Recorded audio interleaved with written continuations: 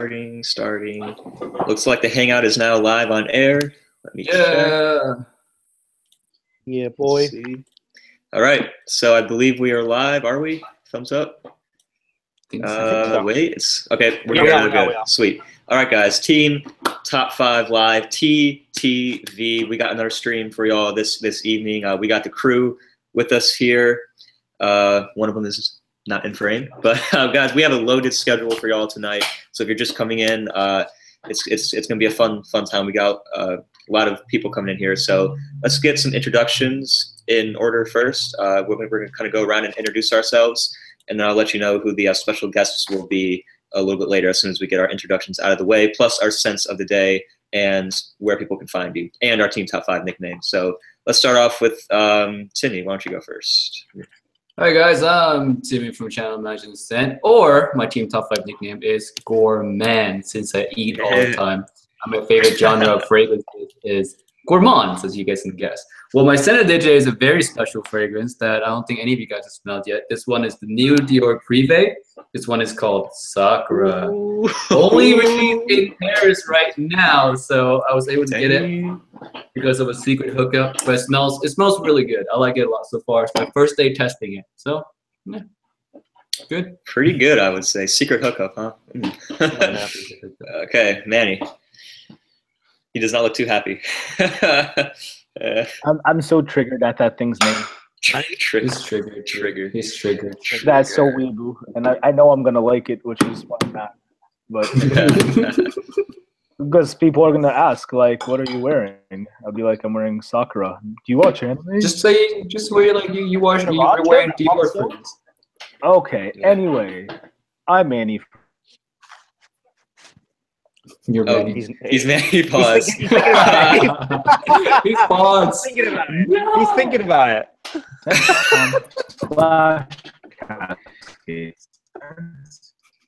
Great introduction there, Manny. Cheers. Manny, you cut out there, man. Am I lagging? Yes, yes, you are lagging. We got your name, but not much after that. Am I lagging? Yeah, but you're getting a little better. We know your name, but not your story. Who's froze? Like yeah, you're frozen. Yeah, Manny. We might have to eject. Oh man, could somebody message him, please? Yeah. All right. Sorry about this. Yeah, sorry about the connections here, guys. This is okay. Canada, they have the worst connection. Yeah. George, why don't you go in Manny's place for the time being? I'm gonna.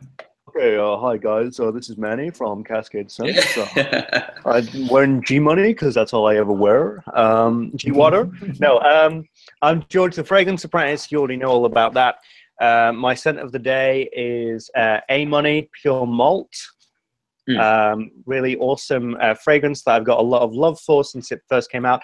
This is pre-reformulation, so it lasts more than 10 minutes. So that's fantastic. And you know where to find me on the Fragrance Apprentice. And if I can just say very cheekily, watch out for tomorrow's video. It's going to be very special. Oh, the shameless plug. Shameless plug. Nice. Of course. All right. So sweet. I'll definitely be interested in checking that one out tomorrow. Manny will be rejoining us hopefully very soon. You guys know I'm Tripleinc, Bradley, a.k.a. Too Fresh in the house because I got all the fresh scents back there, you know what I'm saying? So that's what they call me, Too Fresh. Loving them. Yep. And my scent of the day, quite an interesting one. Probably the most unique scent I have in my collection. It's La Fin du Monde from Italie d'Orange. So that translates to the ends of the world. This actually is supposed to smell like going to the movies, going to the cinemas. It has a popcorn accord. Gunpowder is one of the notes, and iris. Super unique, and has kind of a nostalgic smell to me, like going to carnival or fall festivals and where they have the kettle corn cooking. That's what it reminds me of. So that is my scent of the day. Looks like Manny has come back. Thank you. Connection seems good. And guys, we have some special guests coming on. It is James, aka the X-Man's birthday today. So he is doing his birthday festivities, but hopefully he can make it on a little bit later on in this stream. But shout outs to James, and we all wish him a happy birthday in the comments. And yep. And we also, guys, have a special guest. You may know him from New York City, holding it down over there in Brooklyn. We are talking about Brooklyn fragrance lover Carlos will be making it on this stream in a little bit as well as our guest for this video. So that is awesome. Can't wait to have him on. So share some love for Carlos and Brooklyn fragrance lover, who's got the catchiest intro song I've ever heard. So stuck in my head, bro. Brooklyn fragrance lover. Yep. Voice crack. All right, so that is our intro for today. You guys, we're going to have some question and answers. We got our hot or not section, a fun game to kick things off. So we got a loaded schedule. So let's get right on into it, and hopefully they'll be joining us a little bit. And Ashton as well. Hopefully he will come. So we'll see about that. Ash Ketchum, what we call him. Ash Ketchum. Ketchum. Okay, so we're going to start off today with a game. You guys seem to like the games. I think they're a really good icebreaker to sort of get into the stream here. So Definitely. I'm hosting this one, so luckily I do not have a punishment fragrance because this is, of course, a game where we like to do punishment scents. Disgusting. Yeah, that's how we roll. If we here. get it right, Bradley has to spray a fragrance on himself. I do not like those rules. I am out of this. I'll spray like orange sanguine or something. I'll definitely do that. Oh no, what a shame. Right. Oh, okay. no. So Colonia.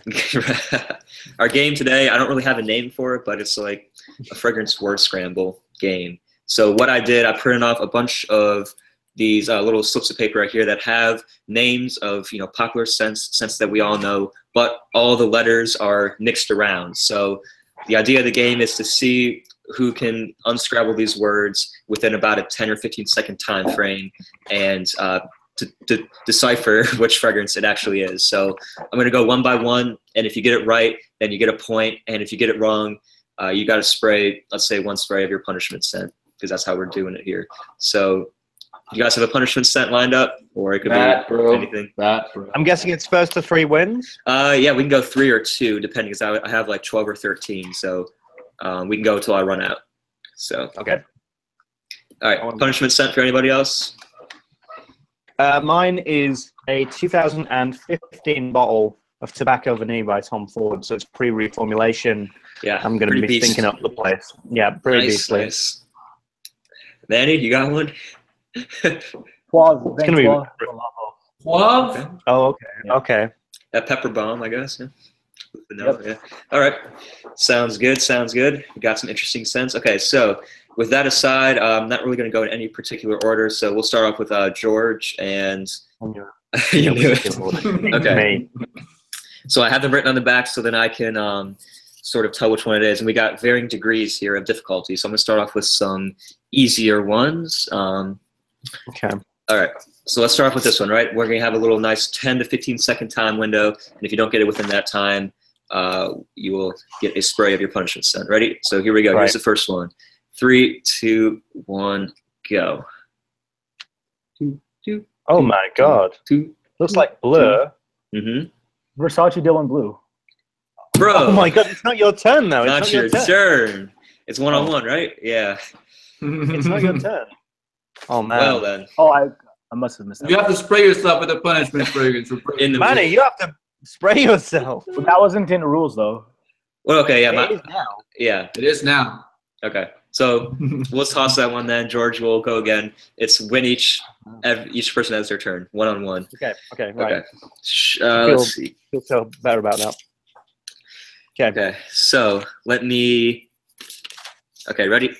Here it is. 3, 2, 1, go. 2, 2, 2.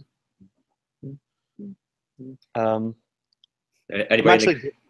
Go ahead. I am dyslexic. This is going to kill me. Halftime is up. Laurel Blanche.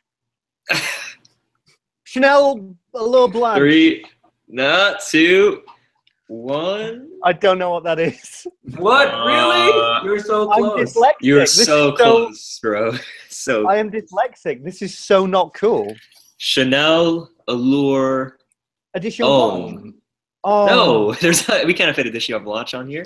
What are you talking about? HONME.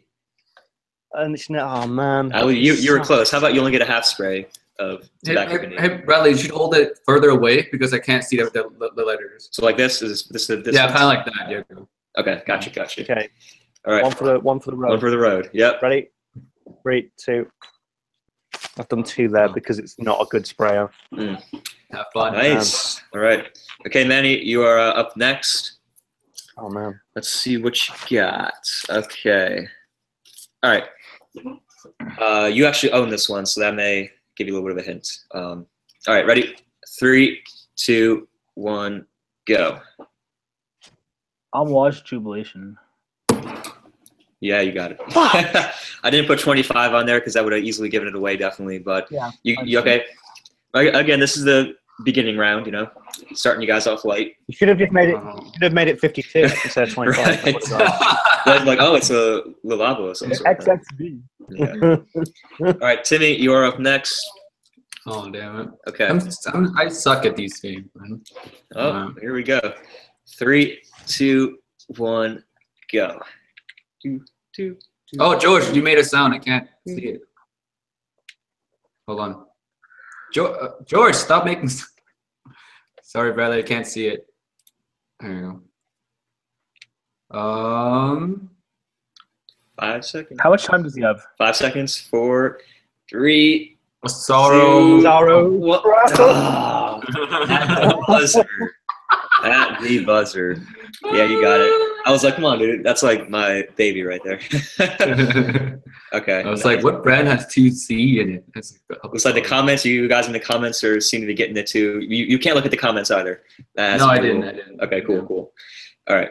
Okay, so that was round 1. Honor system.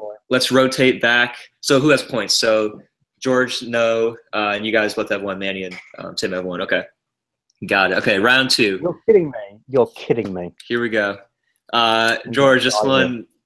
Okay, this is. I mean, it's getting a little bit tougher, I will say, but here we go. This is pathetic. 3, 2, 1, go. Yep. I'm trying to hold it still. Right, I can't. Right. See it, none, moo, ooh. Ultraviolet Man. 5, 4, Fahrenheit. 3, 2, 1. Oh, Let me George. get my. That's easy. Oh, dude, Valentino Uomo and Uomo. Gents. Right, Gents. you have to understand. This is not fair on me. This is not fair on me. Wait, hold on. Okay, Those glasses. I've legitimately got dyslexia. Guys, okay, so George has dyslexia. Okay. Tim is ESL, and this is I should have no excuse. But we'll see. Hey, this is the name of the game. This is how I'm the good. Yeah, bro. Some games what you're good at, some games you suck. I know what I signed up for. Here we go. It's in the terms and agreements, you know. So It's entertainment for the people. I suck at this. I'll be the sacrificial lamb. Here comes the second spray. Oh, gosh. man. Oh. Smooth. Okay. Well, Smell it from there. Manny's DC it again. Oh, I can't see his camera. no. Okay. Well, I guess we'll go Manny next, or Yeah, what's up? okay. There you go. Cool. There he is. All right. Manny. I'm going to give you a little more of a challenging one. Thank you. Okay. So let's see what we got here. Okay. Let's go with this one. Ready? 3, 2, 1, go.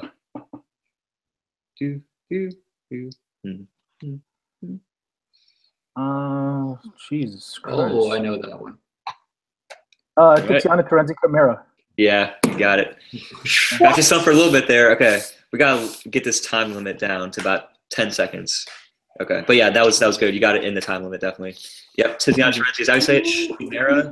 Chimera, yeah. Chimera. Okay, nice. Tatiana Terenzi Chimera. Those Z's gave it away a little bit, but yeah, I thought since that was a little bit of a longer one. All right, Timmy, you're up next. Okay. Okay. It smells like Christmas over here. Yeah. Christmas, yeah. The tobacco vanilla rocking pretty much. Okay, Timmy, ready? Here we go. 3, 2, 1, go. I can't see the end of the. You're holding it too close. Sorry. Okay.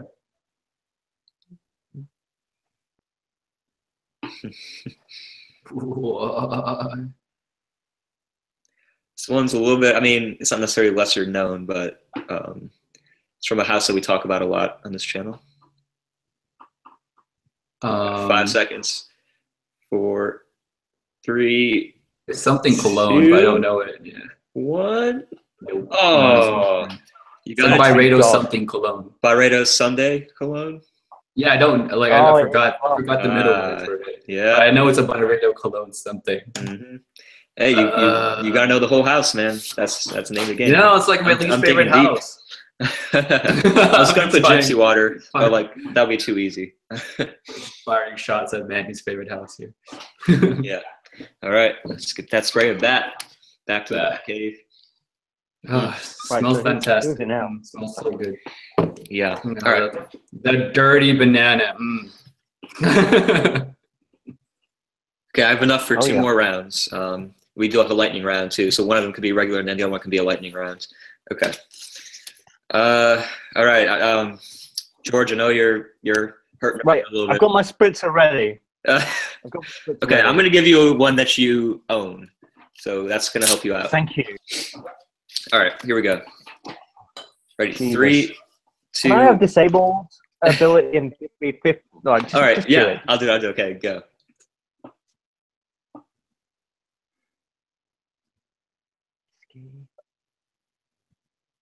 I don't know what this is. Oh, it's I do own it. You own it. That's easier. You own it, bro. Right. I don't want the point. I just want to be able to say that I've got one. Okay. Skeet. T-ski. Yo, come on. TC Brulot. Moose. I don't know what that is. Your fall list from last year. Come on. Come on. Oh, it's from the house key. Yeah, you got it. You got it. I got to help him out a little bit on that one. You were trying. You got it. You got it. Summer house keys. That first word looked like souffle or something like that. I'll tell you, when I was typing in to my computer thought I was speaking a different language. It was auto-correcting me all over the place. It was so annoying. But okay, you got it. Nice, nice. Oh, man. All right. That's a point for George. Manny, your turn. You've been good so far. Let's see who we got next. What is, okay. Let me pick a good one here. Okay, ready? 3, 2, 1, go. I'm getting well good at this now. That's Hermes Ombre Narguilé. Yes, you got it. Nice. You're doing good at this, man. I had a tough time with that one. Yep. Hermes Ombre Narguilé. I was thinking about putting the accents over the E's, but that would give it away more. How good I'd be with that. Yeah, exactly. How on earth have you managed that? Look at that one. That one is, yeah. I am also like a former like spelling champion. I like to provincially, and I like to decode stuff like this. So yeah, it's got that practice, I guess. Yeah. Yeah. Okay, let's go with Timmy next. Yo. Okay, let's see what we got. All right, here we go. 3, 2, 1, go.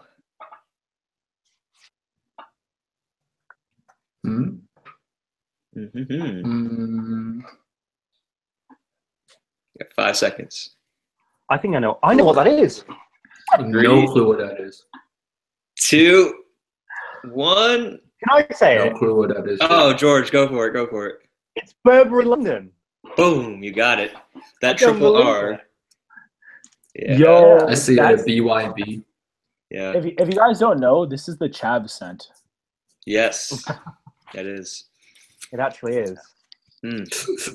I could tell it because when I saw it at the back in the back of my head, I heard a voice go, "You what, mate?" Sorry. Yeah. All right. Let's see that 2.0. Yeah. Ooh. That's disgusting. How many did you do last time? Last time you sprayed that? 2. 2 of them. Oh, so you're already at your limit, man. You don't know what happens. You could enter another dimension if you do another spray. Yep. Worlds. That meme starts, the shooting star meme when I spray the third spray. Yeah, that's right. Okay, here we go. Let's go third round. I'm gonna give George. See, all these are kind of tough, to be honest. Just whatever. I don't care. Okay, There's another one that I think you still own. I know you mentioned it in one of your videos a while ago, so I'm pretty sure you still own it. I'm pretty sure everybody owns this one. So should help out a little bit. All right, here we go. 3, 2, 1, lightning round. Let's go.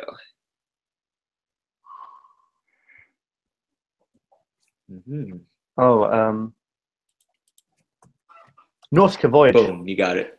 Nice. Nautical Voyage. Wow. That was good. Oh, wow. Well done. Thank you. Man, you got that in probably 2 seconds, right? Or that one stump you?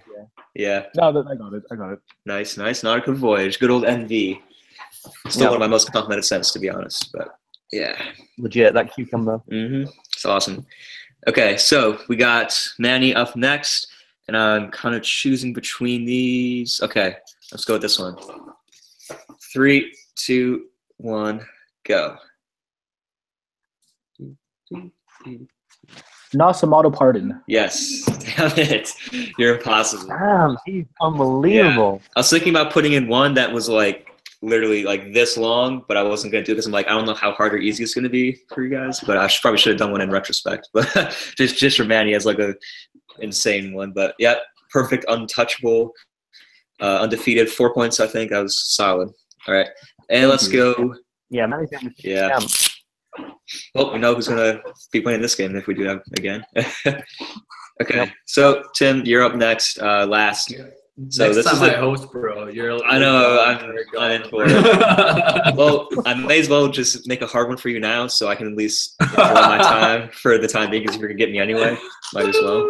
All right. Here we go. 3, 2, 1, go.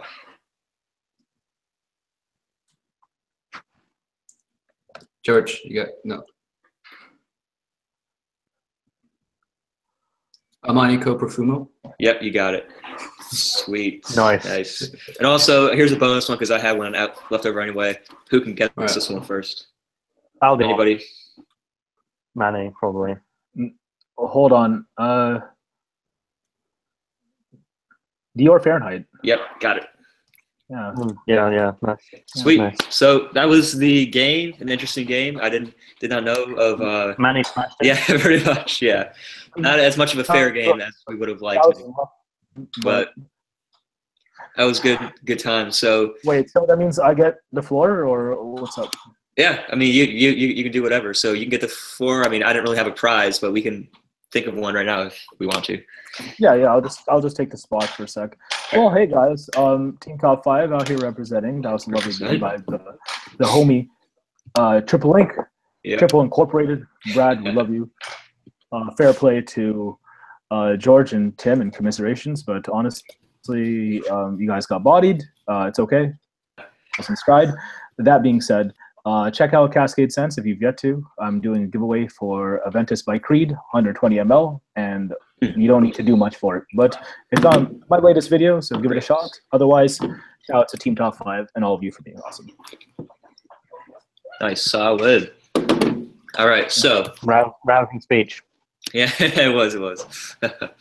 Okay, so we got that game good. Now let's segue a little bit into a topic that we haven't really ever touched on, I don't think, on the channel. And I think it's definitely going to be some mixed reactions, especially from those in the comment section and you guys who are watching this stream. And that is layering scents together. I know this has been a long divided topic in the fragrance community of spraying on a certain scent and then spraying on a different one directly on top of it, or maybe in conjunction, like over here, wearing several different scents at the time or purposefully layering them together to make a unique scent. So this is definitely an interesting topic. And before we get into this little sort of a game type of a thing that we have planned for it, I want to know your guys' individual thoughts on what you feel about layering scents together. So anybody can go first if they want. How about Timmy? You can go first if you want. I personally don't do it. There's only one layer really that I do, and that is Venetian Bergamot with Neroli Portofino on top. Because there's no other use for Neroli Portofino than to put it on top of something else, because it lasts like 20 minutes. So it gives Venetian Bergamot a more fresher vibe, which I like. But that's the only layer I do. Otherwise, I don't layer at all. I just don't see the point to it, really. Yeah, I can definitely see that, especially with the top 4 private blend. They're supposed to be layered together. So I can definitely see that one adding a nice citrusy kick to any scent with Neroli Portofino right there. What do you think, Manny? Yeah, honestly, layering is something I've never really done.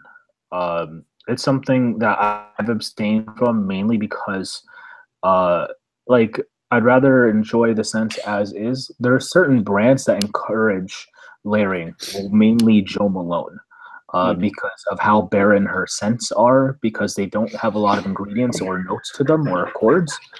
That being said, a lot of the stuff I like is fairly, you know, like I just enjoy too much of, and it's kind of like sacrilege if I were to mix it with something else. That's just my personal opinion. I have that's how I approach the game. But if you want to layer stuff, go for it. I mean, it's on you. I'm not against it. I'm not for it. I just don't do it. You know. So as long as you're happy with it, what you don't want to do when you layer stuff is overspray, just like anything. If the accords are nice and they match up, why not? I have some accords or like fragrances that I would layer that I have yet to, but I'm still hesitant to do that because I'm pretty sure I'd still enjoy wearing them by themselves. But that's just me. Shout out to everyone who layers Max Forte and people like that. Yeah, definitely. All right, George, what are your thoughts on this topic? Which one? No, I'd. What I would. All right, nothing. Okay, layering. Layering is. It's not something I really feel skanky doing it. Actually, I feel too much. Yeah. Like I feel a bit sort of like. I think that fragrance is a bit like BO, and you can have too much of it. One of the things that I do find successful layering is Molecular One. Yep, it's a very popular one. I actually find a lot of like that's the only fragrance I'm happy with layering because it's just sort of like it works with your pheromones really well. It can actually work like Brad. Shout out to you here. Molecular One with Hugo Boss Bottled Oud really works. Ooh, like okay. Really, it's really awesome, and the woodiness is. It's just accentuated. So, and because Molecular One gets so many compliments, it's kind of built for that and built with your own pheromones. You can do that with a lot of autumn fall fragrances. But apart from that, like, I don't know. I don't really think about it that much, and I don't really get too much from layering. But I'm not against people. If somebody's found a fluke with layering and it works for them, then go for it.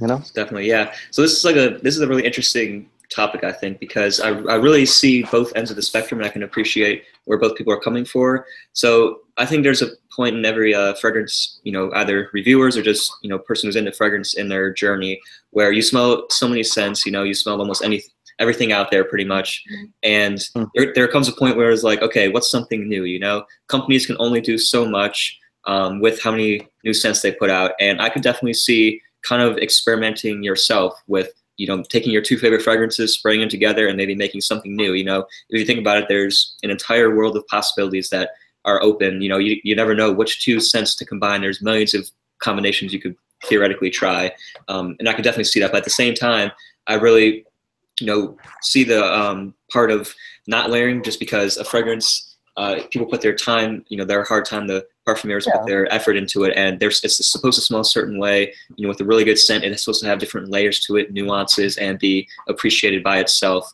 which I totally agree as well. So I'm really split. I could honestly see myself farther down the road, farther along my fragrance journey, layering possibly, just giving it a shot. I personally haven't really tried any layering yet. But I could really see myself, just one day going crazy. It kind of gives me like that mad scientist feel. You never know what could work, what couldn't work. So it's a really interesting topic. So let's see what you guys have been saying in the comments section. And also, you can start asking some questions now. We'll get to some in a little bit, and of course at the end of the stream as well. But we want to know your thoughts on what scents you like to layer together. If you have a favorite combo of layers or layer of combos, I don't know if I said that right. And so let's let us know your thoughts, as well as some general questions. We'll get to those in a little bit. The Broadwalk actually mentioned Molecular One or Eccentric One. I just really quickly echo what Brad said, which is it is a creation, and I don't like, because fragrance is so different. Would you ever go to a restaurant, order two separate meals, and then get one plate and then just dump that onto the other plate? you know, and Yeah. have 2 meals completely. You know, when the chef has put so much effort into those meals individually, to just crash them all together, just feels a bit dirty. Yeah, yeah, sacrilegious. You know, that's one of the things that people. Yeah, a little bit. Yeah. Cool. So now that we have our sort of general thoughts on layering, we're going to get a little sort of team top 5 survey type thing going right here. And I got 3 specific scenarios that I came up with, and it's pretty much, you're going to put yourself in this exact situation, very specific situation, and we want to see what you guys are going to be wearing for this, and specifically layering on top of each other. So let's start off with this first one, and we'll go around for each one and see what you guys would have a layering combo of. So I thought this could be pretty interesting and unique, and also explain really quickly why you think these two would work great together. So this first situation, all right, I wanted you to put yourself in the shoes. It's a nice summer day. You go down to the beach, right? You're at the beach all day, sun is out, waves in the ocean, maybe you go in the water, and you're looking for a great beach scent. So you're gonna put on a you know, summery beach fragrance, okay? And then right after that, you're gonna really quickly go straight over to a really nice evening dinner date, and on top of your beach scent, you're gonna spray on another scent for a nice evening dressing up dinner date. So you got something casual and something a little more dressy. Which two would you choose for those specific situations? Let's go Timmy first. So I'm spraying the 2 fragrances like in the morning, right? Or am I spraying one in the morning and one in the evening? You could do like one in the morning, and then like as you get out of the water, you like boom, put on a suit and go right to the dinner. A little impractical, but yeah, you get the idea. Yep. So you spray it right on top of what you already had sprayed that you were wearing throughout the day. Oh, okay. So the first at the beach, I'm gonna spray this one on Milsim Imperial. Oh yeah, definitely Milsim Imperial. And since the other occasion is so it's so drastically, it's different from a beach to a date night. I picked this fragrance because it's light, and anything you spray on top of it is gonna get rid of this. So the next fragrance I'm gonna spray on is Party CH Privé, because it's cold winter night, right? You said cold winter night, so I'm like, this would look really nicely for a date or something. Yeah, that was actually for a different one, but yeah, it was just like that's for like an evening dinner. Yep. Oh, okay. So similar. Still, it would work good. Yeah, definitely. That would be an interesting combo, I think, because like the fruitiness of Milsim Imperial versus the kind of like whiskey boozy vibe. The thing is, like the fruitiness would be gone. Like it's just be completely covered because Milsim's not a strong fragrance. Okay, nice. Definitely see that. All right, Manny, what's your combo? Also Milsim Imperial, but I'll spray Ventus after. Double Creed. Mainly because Milsim Imperial opens up very fruity. Creed opens up very fruity. They both react very musky towards me, any of my batches towards the base. So I feel like it would, Aventus would supersede it really nicely. So I don't see why that wouldn't work. It's something that I know a lot of people have done and have spoke about on the YouTube fragrance community as well as on forums. So yeah, I'd give it a shot. I haven't really layered, but if I'm going to do anything for any occasion, especially this one, yeah, for sure. I'll do Milsim Imperial into Aventus. Yes. Nice. I can see that. I mean, the Creed base with the ambergris would flow perfectly, I think. Yeah. So solid. Amber Grizzle. Amber Grizzle. Nice. All right, George, what do you got for us? I think you guys are missing the trick. Oh, okay. I think you go Milsim Imperial by Creed, and in the evening, you wear Sean John Unforgivable. There you go. It's got the depth. It's got the sort of the more nighttime feel. Bam, just like that. And it's like you just perfect transition. You know. Nice. Definitely. I don't know. Am I talking rubbish? I don't know. I don't know. Maybe I'm talking absolute nonsense. I think it could work. I wear a Ventus in the morning and Pineapple Vintage at night. Especially in the shower afterwards. In the shower. I wouldn't have it in the shower. I'd try in the tub. when I'm taking a bath. Yeah. Hot tub, right? Yeah. There you go. Nice. All right. So, all right. My combo would be this for the beach, Invictus Aqua, because it has performance. People could smell it all from one end of the beach to the other. It's got a nice kind of salty vibe to it, and when it dries down, the bubblegum sweetness dies away. And actually on top of this, for a nice, kind of evening out in the summertime, let's say, because that's when you're going to the beach, Where is it? Here we go. I will put on top Acqua di Gio Profumo over top of Invictus Aqua. So I think the more incensey sort of kind of, that fresh opening would really work well with the base of Invictus Aqua. And this might be one that I actually might try together one time just to see how it kind of works. Well, this will have performance, and this will have the top notes that are really nice. So I might get that one to try, but these would be the two that I would wear for that situation right there.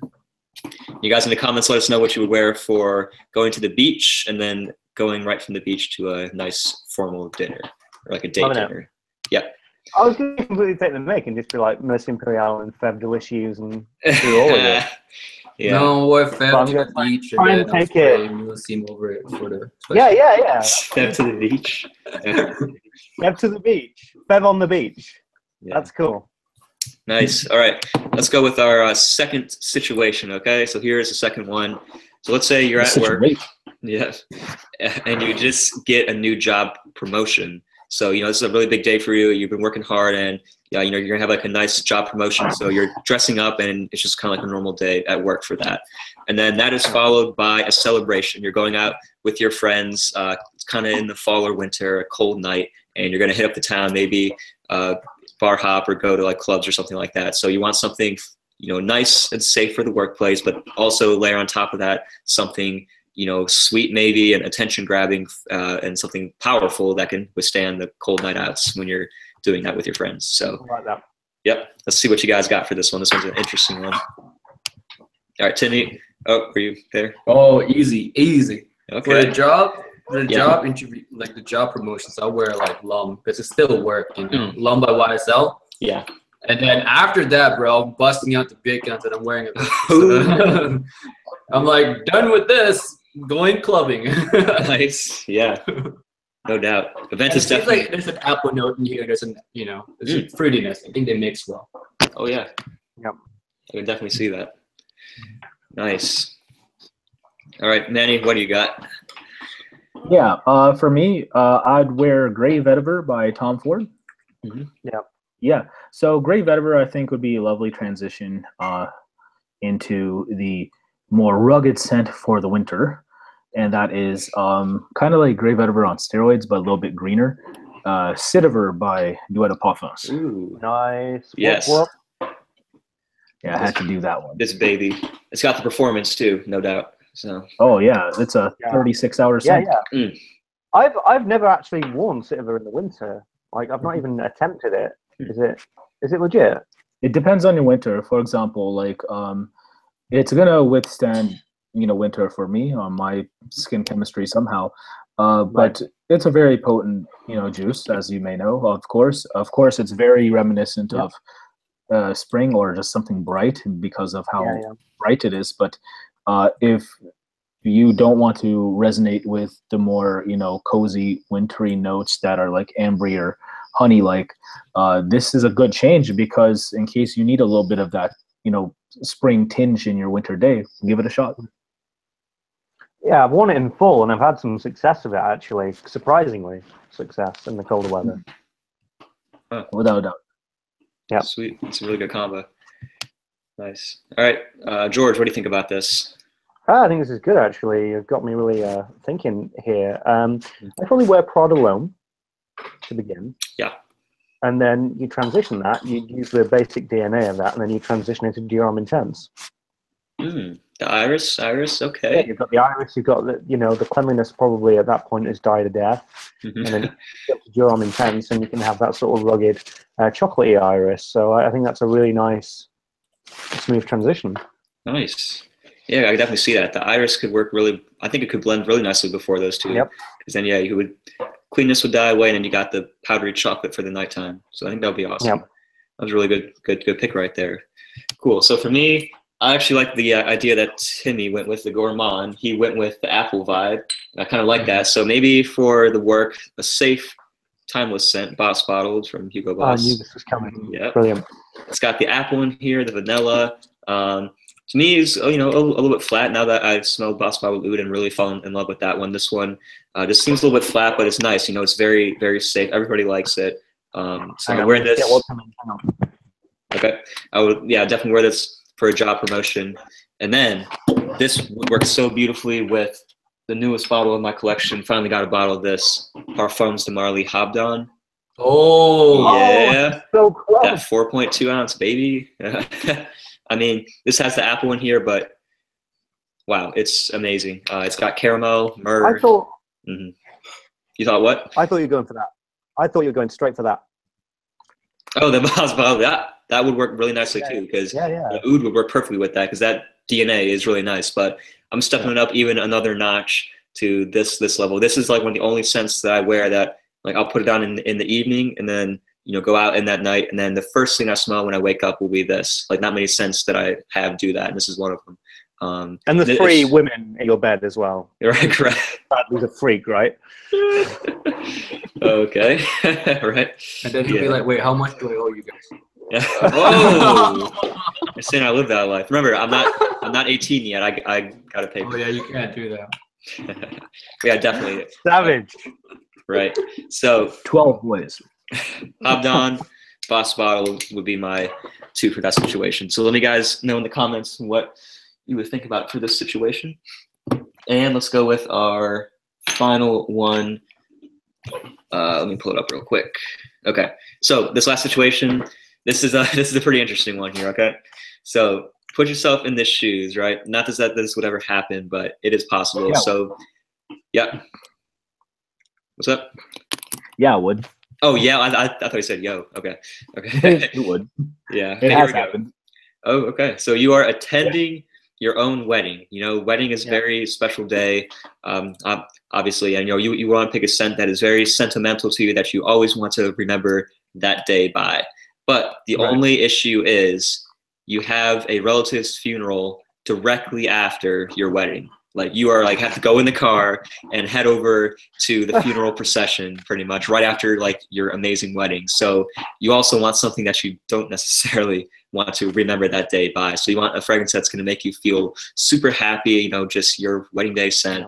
But at the same time, you then have to wear something for a funeral, you know, something kind of glum and sad, but you're also dressed up for both. So it's got to be something a little dressy. So this is a really tough one, I think. What do you guys think about this one? Yeah, glum chum. All right. That would be a sick fragrance name, by the way. Yeah, I could see it. All right, Timmy, what do you think about this one? Take the floor. For my wedding scent, since I already know Kim's favorite scent on me, I'm gonna wear that one for her. And that's Reflection Man. This is her favorite fragrance on me, so I'm gonna wear this to our wedding. And then if going to a funeral, like, I would never really wear a fragrance to a funeral. But if I had to pick one, I guess, like, I'll pick this one, the new Dior Sakura. It's light, it's inoffensive, it's light, and that's what you need for a funeral. You don't want to shout and be disrespectful. So yeah, like, again, I wouldn't really wear a fragrance to a funeral, but if I had to wear one, it'll be that. Or as Manny calls it, Angel Men Pure Weeaboo. Pure Weeaboo. Yep. Nice. Pure Weeaboos. It's sort of weeaboo trash. That's what's up. All right, Manny, what do you think about this? Which ones did you go for? Free. I'll go with a very celebratory scent. I mean, it's presuming, like, by, you know, say if it's like this season, if the wedding was in fall, I'd go with something like Jubilation 25 Man by Amouage. Okay. Why not? Just a very jovial, upbeat, let's celebrate, have a good time type of formal scent is what I get out of it. That being said, for something when someone dies, like funeral, definitely has to go along the lines with the theme of it, which is death. So Avignon by Comme des Garçons. It's a very, very, you know, incensey, church-style incense. So presuming that I blend right in, why not use that? Nice. Yeah, I can really see that one. Yeah. All right, George, what do you think about this one? I think this is very interesting. It reminds me of the film Four Weddings and a Funeral. I would... Four Weddings and a Funeral. Shout out to the British film industry there. Anyway, I would probably wear Melissa Imperial for my wedding because it is my favorite fragrance and I love it, and I have a lot of great memories attached to it anyway, and I would just want to cement its legacy in my life. by giving it to my wedding day. And for my funeral fragrance, I would wear Dior Sauvage, because to me that is the day that the fragrance industry died. Wow. Oh my gosh. That's sentimental, right? You got the connection right there. Yeah. I wouldn't wear that. I wouldn't wear that. That is not real. I don't know what I'd wear for a funeral. I'd probably be disrespectful and not wear anything really. Just be cleanly. I might put, if I was to be for real, I might actually wear like a cologne intensa or something that just makes me smell clean. It's just clean and inoffensive, yeah. That smells like I had a shower that day. Yeah, no doubt with that. Yeah. Dang. All right. So like even when I was coming up with this one, I was like, oh gosh, what am I gonna do for this? Because it is two extremes. You know, you got your extremely great, amazing day, and then you got your day where you're like, I don't want to be here, sort of. But it's a very sad day. So I'm actually gonna go with 2 Tom Fords, gonna layer them on top of each other. Presuming, let's say this is wedding in the summer, I would go Tom Ford Mandarina di Amalfi Aqua. For one, it's a nice citrusy, light summery scent. I can see myself wearing like white linen, suits and all that kind of stuff for this nice like wedding on the beach maybe. And the good thing is this will go away pretty quickly. So by the time the funeral happens, I could spray right on top of it Tom Ford's Noir, the Eau de Parfum. And that, as you know, George, as you very famously said, it's a gothic scent, right? So yeah, that's a good choice. It has a gloomy, sort of a sad, calm feel to it. Would work really good in like a black and white suit, I think. And the good thing is this will hopefully all be gone by that time, so we wouldn't have any citrus coming up. So those would be the 2 that I would choose for that. But guys, let us know in the comments, what would you choose for your wedding day and your funeral scent at the same time? That's a toughie. Yeah. Yep. Yeah. That was a fun little section right there. Let's take a mini Q&A break. So you guys have any questions? I'm gonna have to leave in about 10 minutes, I'm afraid. Okay. Sorry. Sounds good. Sorry, guys. Timmy, you're so sad. You got to plan a party. Yeah, we should have a going away party. So hopefully, pretty soon we should be joined. Hopefully, by the other members. Yeah. Yep. So guys, in the comments, what do you call Manny Stream Monsters, right? Yep. Stream Monsters. Yep. Got any quick comments for us? We're gonna have a little break before we get into the last section and have a little send off for George here. So George, if you guys saw any questions earlier, let me announce one if you don't mind. Okay. Okay. So I don't recall who asked it, but verbatim, the question asks, "What perfume do you guys think suffers from having an awesome name, but the scent doesn't live up to the expectations?" Easy. Oh, that's a great. How about we do this? Let's go around one by one. Let's go with George. Diesel Only the Brave. Okay. It has a great name that is really interesting and makes me think, oh, I wonder what this is going to be. And the bottle, it might be gimmicky, but I think it's really cool. You know, I totally get people not liking it. But yeah, Diesel Only the Brave, I'm thinking something that's going to be brave and whatever, but it's every single designer fragrance ever. Fair play. Okay. I actually like it, but it not that could be much more. Yeah. Okay. Let's go around. All right. What was the question again? Sorry. Which fragrance or perfume do you think has an awesome name but suffers from being rubbish or doesn't live up to expectations? Okay. It has an awesome name. I have one if you guys can't think. Okay. Yeah, you go ahead with that. No. Easily Sauvage by Christian Dior. Yeah. The reason I say that is because of what Sauvage means, like wild or savage. And there's really nothing wild or savage about the fragrance. Maybe it performs better than usual for a freshie, but as far as the scent itself, it's very tame, very clean, very conventional. So I would say it doesn't live up to its expectations as far as its namesake. I'm not saying it's a bad fragrance. It's just there's nothing wild or savage about it, personally speaking. Yeah. Yeah, I definitely agree with that. For me, it's probably going to be Creed Viking in a very similar vein. You know, when you hear Viking, you think of like a big gruff, hairy, you know, Viking with the beard and everything. You're thinking something that's going to be very daring, very like crazy, gruff, masculine. And speaking of daring, the way you approach your Viking first impressions, that was daring. that was That was more good. That was legit. Yeah. I got my. Oh man. Still here. I haven't picked it up yet. It's got the you have to spider. You have to wear it for the duration of your response now. Oh, wait, do you see that spider on that top right there? You can see that. I don't like spiders. I'm putting that down. The perfumes tarantula. Tarantula. So yeah, for me, it's Viking. I mean, it's a safe scent. Really, I actually wore it last night. It's really good. But just doesn't really fit the name whatsoever. Like seriously, when same thing with like, you know, Amouage, Beach Hut Man. I don't know. It's just weird name to me. But is that real? That is 100% real. 100% real. Same with Tom Ford. I'd probably stole yours, Timmy, but I know you're gonna say that probably. Oh, fucking fabulous! Yeah. Not too fabulous. No. You can go ahead with that if you want to do that one. Yeah, fucking fabulous. It's not that fabulous. I think it's a little too boring to be a Tom Ford private blend. It should have been like a Tom Ford Noir flanker. Like, let's be real. Tom Ford private blends lately have not been, you know. They have been great. They've been late work. Let's be real. Mm-hmm. Yeah. I've got a question. Is everybody said what? Did everybody given their response? Or?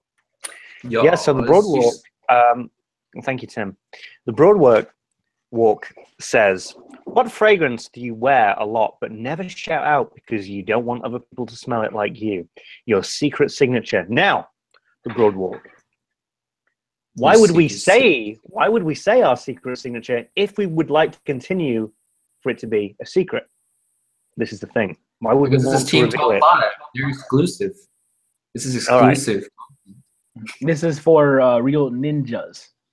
For real ninjas. Jesus. I can't even believe that. If I can be real, I don't really keep much from my subscribers, unless it's like a big video or it's like a top 10 maybe that I want to debut a fragrance I haven't talked about. But I don't really actually keep anything specifically on purpose from anyone. I didn't even hide the fact that I liked Pure XS. And that's it. Pure X? Yeah. So I don't know. Mm. But anybody have something that would anybody like to share? There's this one that happened really. They're secretly hiding. Oh, who's first? We'll give Manny the floor. Yeah, Manny, go on. Typically, if something's still available, I'll be more than willing to shout it out because people can get it. I'm not one of those who try to keep things from people, mainly because if it brings me so much joy, you know, I think the only thing as flattering, if not more, is if someone else might feel a similar way. So if I really like something, I'll speak about it. The things I won't speak about is stuff that will be a little too hard for other people to acquire, and I don't think it would be worth it for them to try to do that. So the ones that come to mind as soon as possible in that respect is the EDT concentrations of Les Exclusifs de Chanel. So my favorite one being 31 Rue Cambon. That's something I seldom talk about anymore, mainly because you can't get it. You know, at least the way I've experienced it, because the new formulations are rubbish. And I don't think it's worth you having to pay so much more to blind buy it. You know what I'm saying? Mm. That's me. All right. With mine, like I wear this fragrance a lot, but I don't talk about it too much on my channel. This one is Allure Homme Edition Blanche. This is basically like one of my go-to scents when I'm going out somewhere or running an errand or something. It's either this one or the O Extreme from the same line. But yeah, I wear this one just as much. I just don't have time to talk about it, I guess. But yeah, it's my secret signature. Wait, so was the question like the scent that we would like? And Manny knows it's so good. Yeah. What was the question again? Sorry. That was. What's your secret signature scent? Oh, secret signature scent, like yeah, a scent that you kind of keep on the hush hush, on the down low. Ooh, that people don't want. Okay. Yeah. Okay. Bradley I'm being hard off.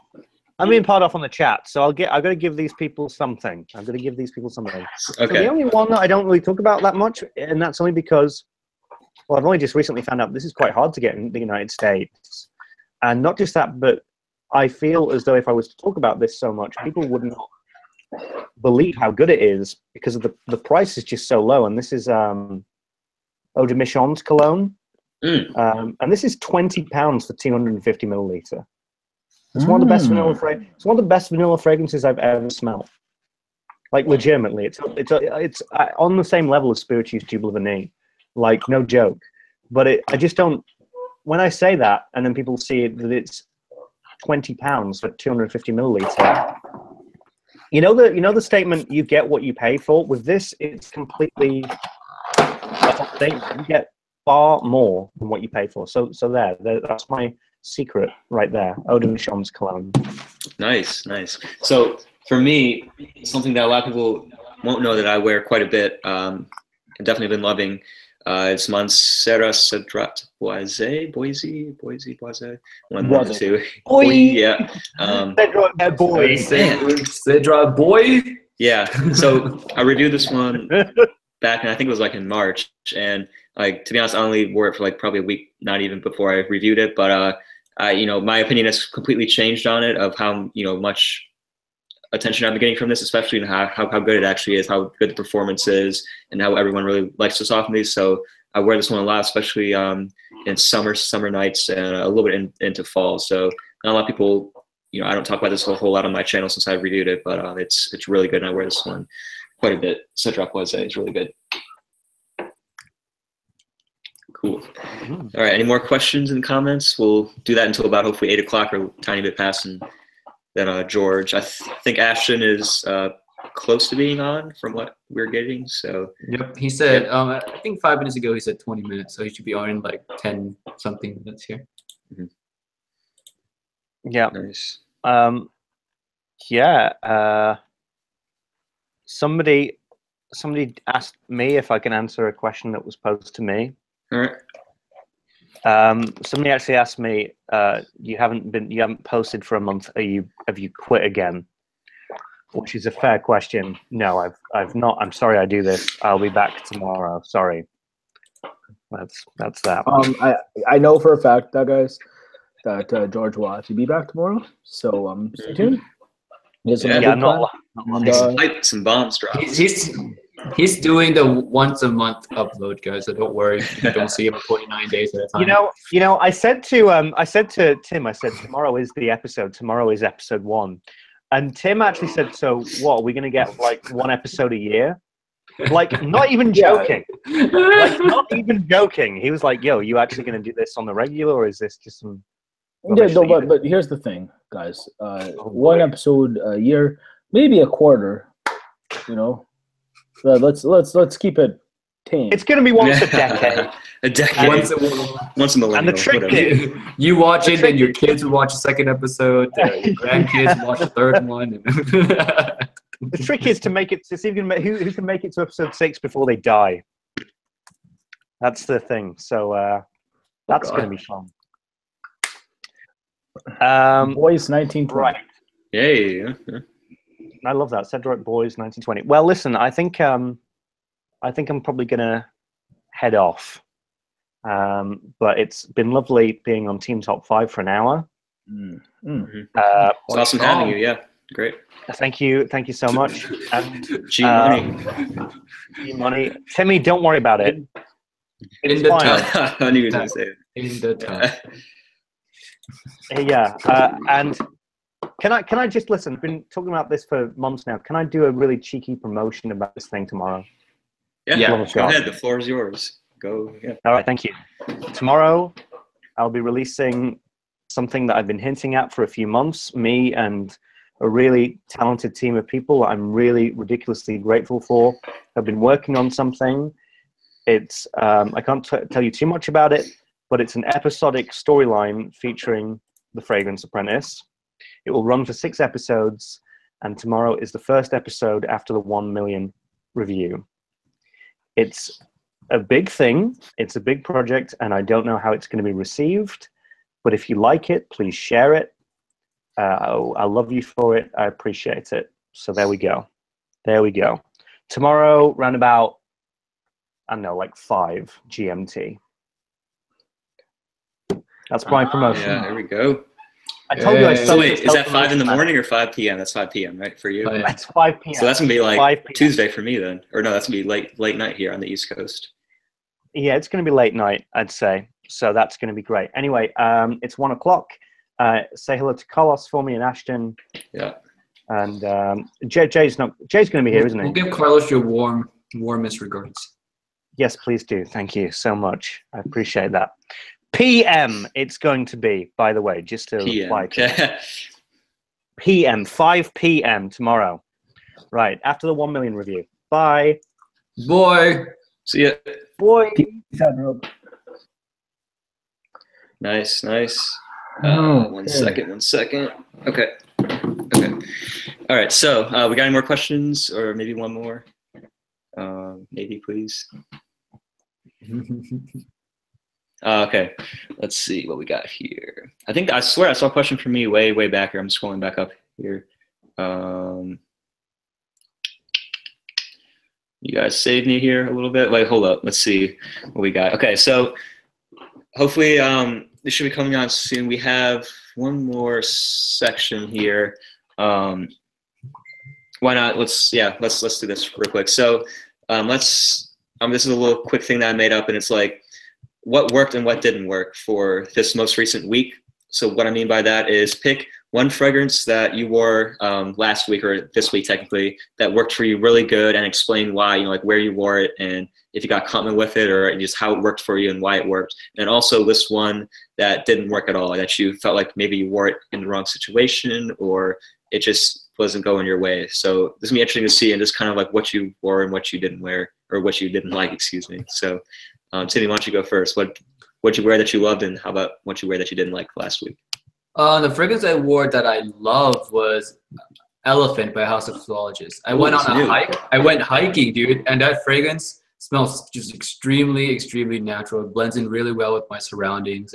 It's green, but it's not too green. It's a green and woody fragrance with a heavy emphasis on the woody notes. So it's like a flip-flop. Usually green fragrances are heavier on the green notes than the woody ones. So I like that a lot. It smells really good. Everyone should try it. If you like green fragrances, if you like woody fragrances, or if you like outdoors, you need to try Elephant. That's for sure. Yeah. The fragrance that I end up not liking, and this is an update, Tom Ford's fucking Fabulous. I now cannot wear it. I cannot stand it. It's too sweet. It's cloyingly sweet. Like before I was like, okay, it's an okay scent. And then like the more I wear it, the more I dislike it. Or the more I smell it even, the more I dislike it. So I've never really outright hate a fragrance until like now. Besides Secretion Magnifique, of course.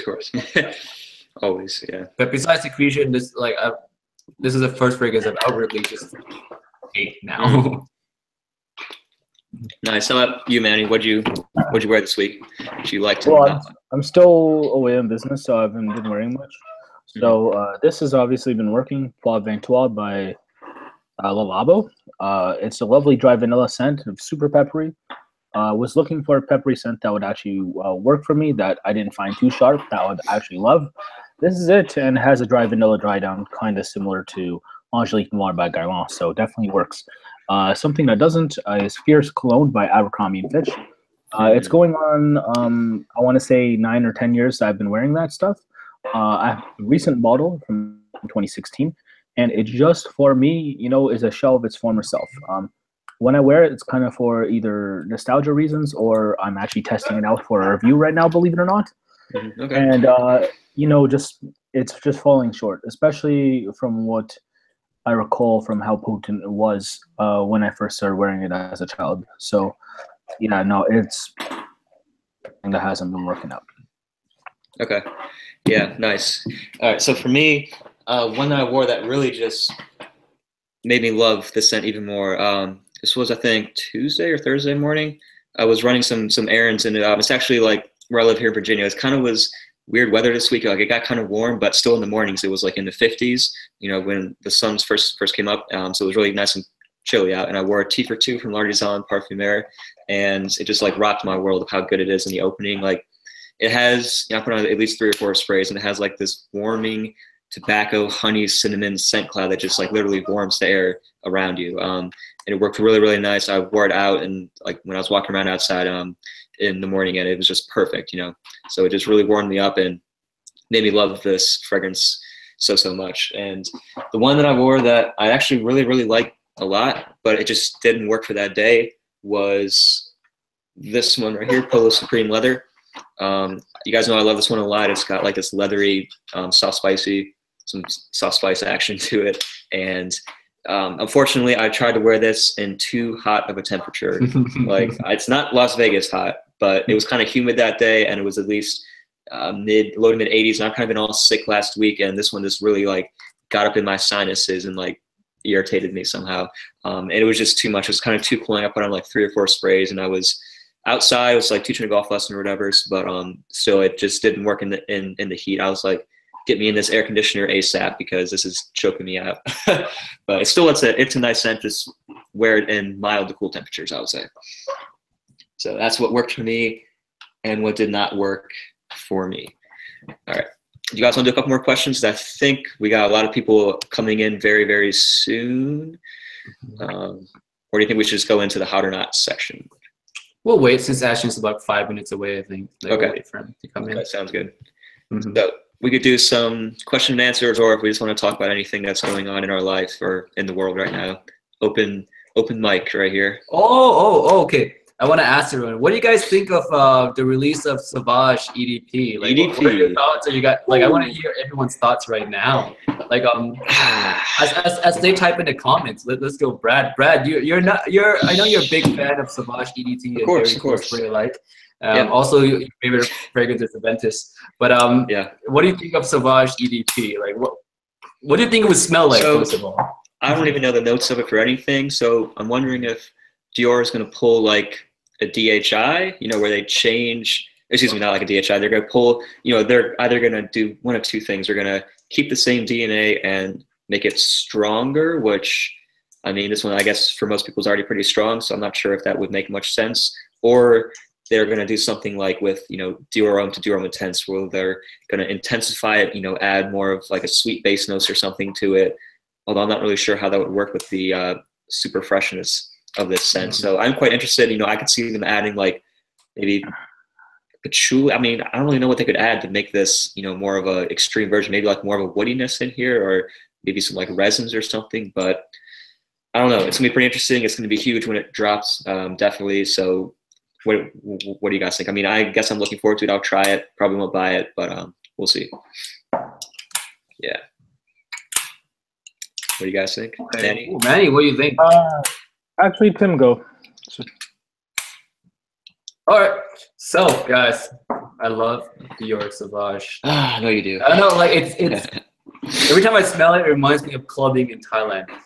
That's the first time I've worn it. It's like clubbing in Thailand. It's like the best. Oh my god.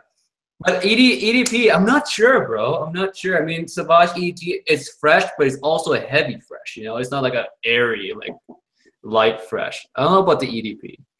I don't know if they make it stronger. I don't know if I would like that. I mean, it's already strong enough.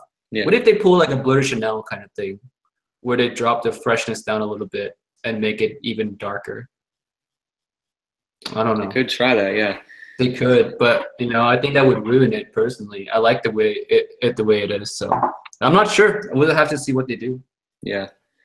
Definitely. I mean, how big of a release is this going to be, you think? I mean, this is going to be huge. It's going to be, next year is going to be a big year for Dior. It's just going to be a Dior year, 2018. Yeah, 10, if you guys don't know, 10 new Dior Privé fragrances. 10? I thought it was only 7. Yeah, there was only 7, then they announced 3 more. Oh, wow. That means, guys, that means they're discontinuing quite a few when they're not. Yep, they're probably going to discontinue quite a few, yeah. No, and they're not done announcing which ones are discontinued. Ron V definitely got already.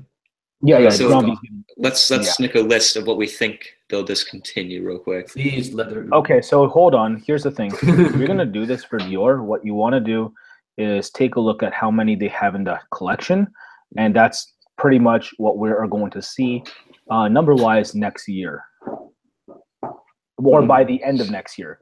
So if we look up the Christian, probably as slowly, right? I don't think they're gonna get rid of them all at once. Oh yeah, that's why I'm saying slow release. Like a genocide of Dior.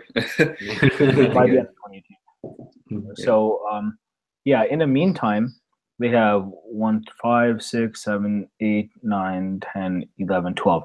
So they have 12 fragrances currently. They'll keep two. So the ones that I think they're going to keep the most for sure are Bois d'Argent, Fève Délicieuse, Eau d'Ispahan, Gris Montagne, Ambre Nuit, and you said there's 7 cuts coming out?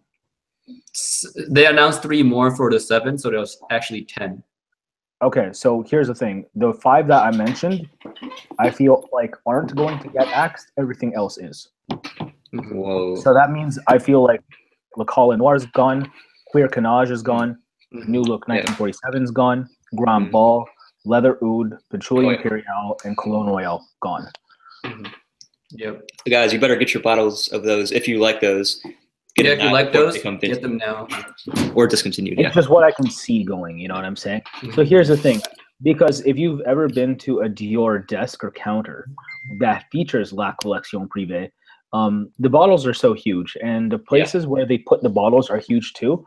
I can't see them literally renovating each Dior counter to accommodate more scents than 12. So they're going to want to keep it fairly uniform. At most, maybe you might see 14 at a time, but there's no way that they're going to have that many out there. So, for example, maybe they might discontinue to, add to, discontinue to, add to. I can see this happening, Manny. Like for bigger boutiques, they might still have all of them available, like or most of them available. But at smaller places, they'll, distribution-wise, they'll cut distribution for some of them. Yeah. No, while that's true, maybe at a Dior flagship store, yes. Yeah. When it comes to Dior counters at like Saks and stuff, they're probably gonna cut. Yeah. Come down. What you see there is probably what you will get altogether. But if you want to get this stuff in real life or smell it in real life before it goes out, you probably should go to your nearest Dior boutique if you have one. And I'm sorry, there aren't that many out there. That's true. And I definitely agree with Manny's choice too. I mean, like they're not going to discontinue Bois d'Argent. That's the staple. It's a staple. Fève Délicieuse is nice. They're not going to discontinue that. Yep. Yeah. Ambre Nuit, G Mountain. Yep. They're not going to continue those at all. The ones that Oud d'Ispahan sells mostly in the Middle East, where they're not going to get rid of that because they have a huge clientele there. But so things like Queer Canage, not a lot of people talk about that. Not so Grand Ball is pretty forgettable sometimes, and all those other scents like Patchouli Imperial, only a handful of people really like them. So I definitely see those one all going. Leather Oud, God. Please. It should have been. It never should have been released. It's just a waste of a La Collection Privée spot. To be honest, it is. I know some people like it. Shout out to Robes Await Mark. He loves that. But dude, I can't get with it. Guys, I know. Wait, I forgot about the Sauvage EDP. I didn't mention it. It's funny because like someone on a post I made recently, kind of tried trolling me about saying that. On Team Top 5 in the past, we kind of lambasted the idea of there being an EDP. We weren't predicting. Okay, hold on. We were not predicting against it. We were just saying it was redundant. That's all.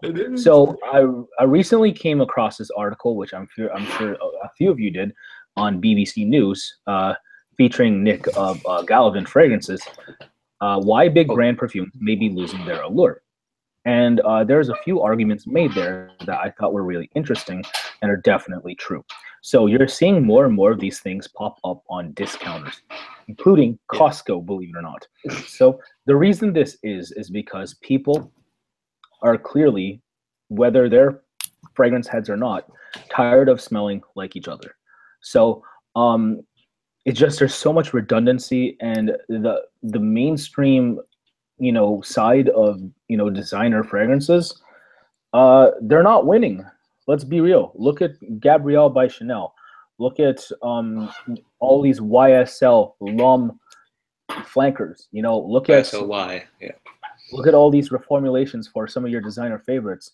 More and more people nowadays are turning to your Nordstroms, to your Saks, for a lot of these mainstream niche brands because they're tired of this shit. You know, like, and it's just, and I'm not saying this disparagingly. You know, as much as, you know, Jeremy Fragrance is out here holding it down for, you know, the mainstream fragrance head, there's a lot of people who don't need to look at fragrance videos to make up their mind about how they feel about fragrances. Like, niche fragrances are getting bigger and bigger. Yeah. And I'm not saying that they're going to take over. I'm just saying that this Sauvage Eau de Parfum, or Sauvage in general, is they're landmarks in fragrances because of the fact that this is the direction we're headed for designers. So a lot of people lambast me, for example, for speaking my mind about stuff that I like that aren't, you know, as rudimentary as this. And I'm not saying rudimentary in a disparaging way. It just is. You know, I don't like, there's no way around it. You know, if you're into just smelling nice, cool. I am too, but I'm a little bit more expressive that way. I respect where they come from. And if you want to respect where I come from, that's cool too. But let's be real. This stuff is just, it's standard. Look at Y by YSL. You know what I'm saying? Like, it's just so standard. Yeah. Basic. And I'm #basic. So if you guys want to tell me what you think about, you know, this article, which I'll post in the chat, feel free to look through it if you've yet to. I think it's really interesting, and I think you guys may, you know, find it cool. Let me just mention the title because I can't post the actual link. If you guys want to copy and paste this and Google it, feel free. You said that was from Nick from Galavant? From Galavant, yep. Yeah. And by the way, I'm not sure. He has. Does someone have their speaker on? I hear my voice echoing. Okay, good. We're good. I hear he has 2 new scents coming out for Galavant pretty soon. Ooh. Okay, yo, I think heard about that. Let's play a game. Let's play a game. Which cities do you want to see Nick Stewart cover from Galavant? Let's pick 2 cities per person. Okay. Well, so Brad, do you actually? If I already know the 2 cities that, like, I know what's actually going to be made, should I say that? I'm not sure if. No. Yeah, I mean, if you want to, you can. It's up to you. I'm not going to, just in case. I'm not sure if it's like under wraps or not yet. But okay, so for the 2 cities that I would really like to see, one of them that I actually really wanted to see is going to be one of the cities. That was kind of funny how that works originally, but I would like to see something like Morocco or something like that. You know, try and go Casablanca.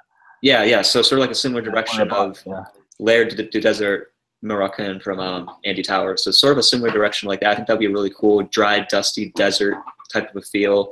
Then I want something like really tropical, like a tropical summer scent. So how about maybe Hawaii? You know, like Honolulu. Honolulu, correct? Yes, or something, you know, along those lines. Bahamas, Caribbean, something like that. So maybe Nassau or Honolulu or Fiji, Casablanca. Yeah. Oh yeah, like that. Yeah. Shout out to DJ Singh. Yeah, right. Hold it down. Fiji. Yeah. All right, Tim. Which cities, man? I like to see like, as much as I like to see my capital city, Bangkok, Thailand. I don't know how that would smell, honestly. Yeah. There's so many nuances to that city that would be weird. So I don't know. I like to see Alaska, like anytime in Alaska, maybe Anchorage, maybe. Yeah. You know, like a fragrance inspired by the cold. You know, there's not a lot of that. You're right. Anchorage, Alaska would be nice. And what else, bro? What else? Oh, I don't know. Istanbul's good though if you tried it. Istanbul. Well, that's one that they have. Yeah. How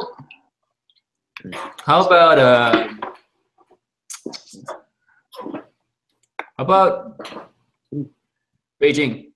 Well, Fragrantica Kid just said Shanghai, so yeah. Oh, she didn't say. Oh, okay. Let's go with Shanghai. Shanghai. No, that's the Broadwalk. The Broadwalk said Shanghai. Oh, she did. Okay, I saw it from that. Oh yeah, that's right. My bad. Yeah, I think that'd be cool.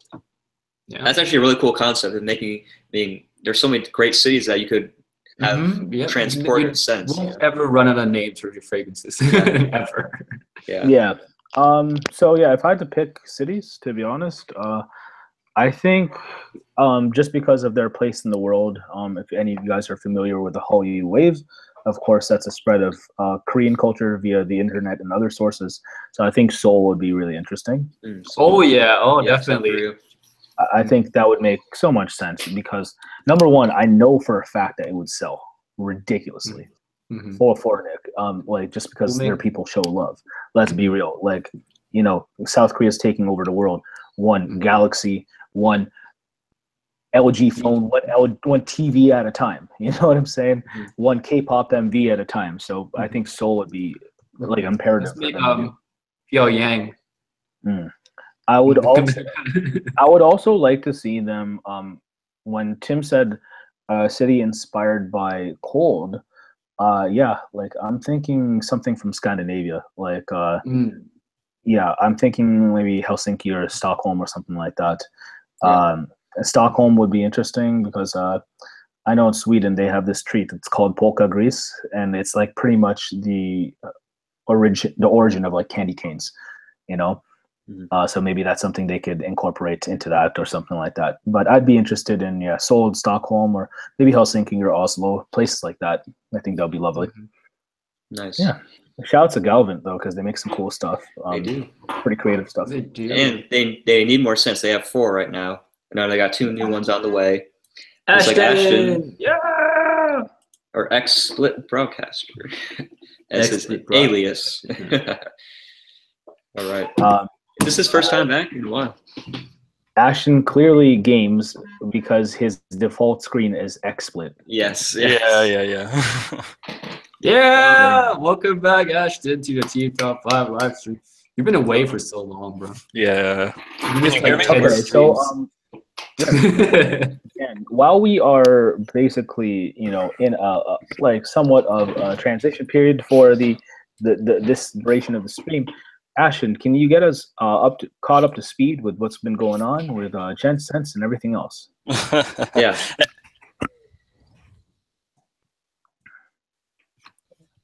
So everybody can hear me, right? Or no? Yep, we can hear you. Okay, sweet.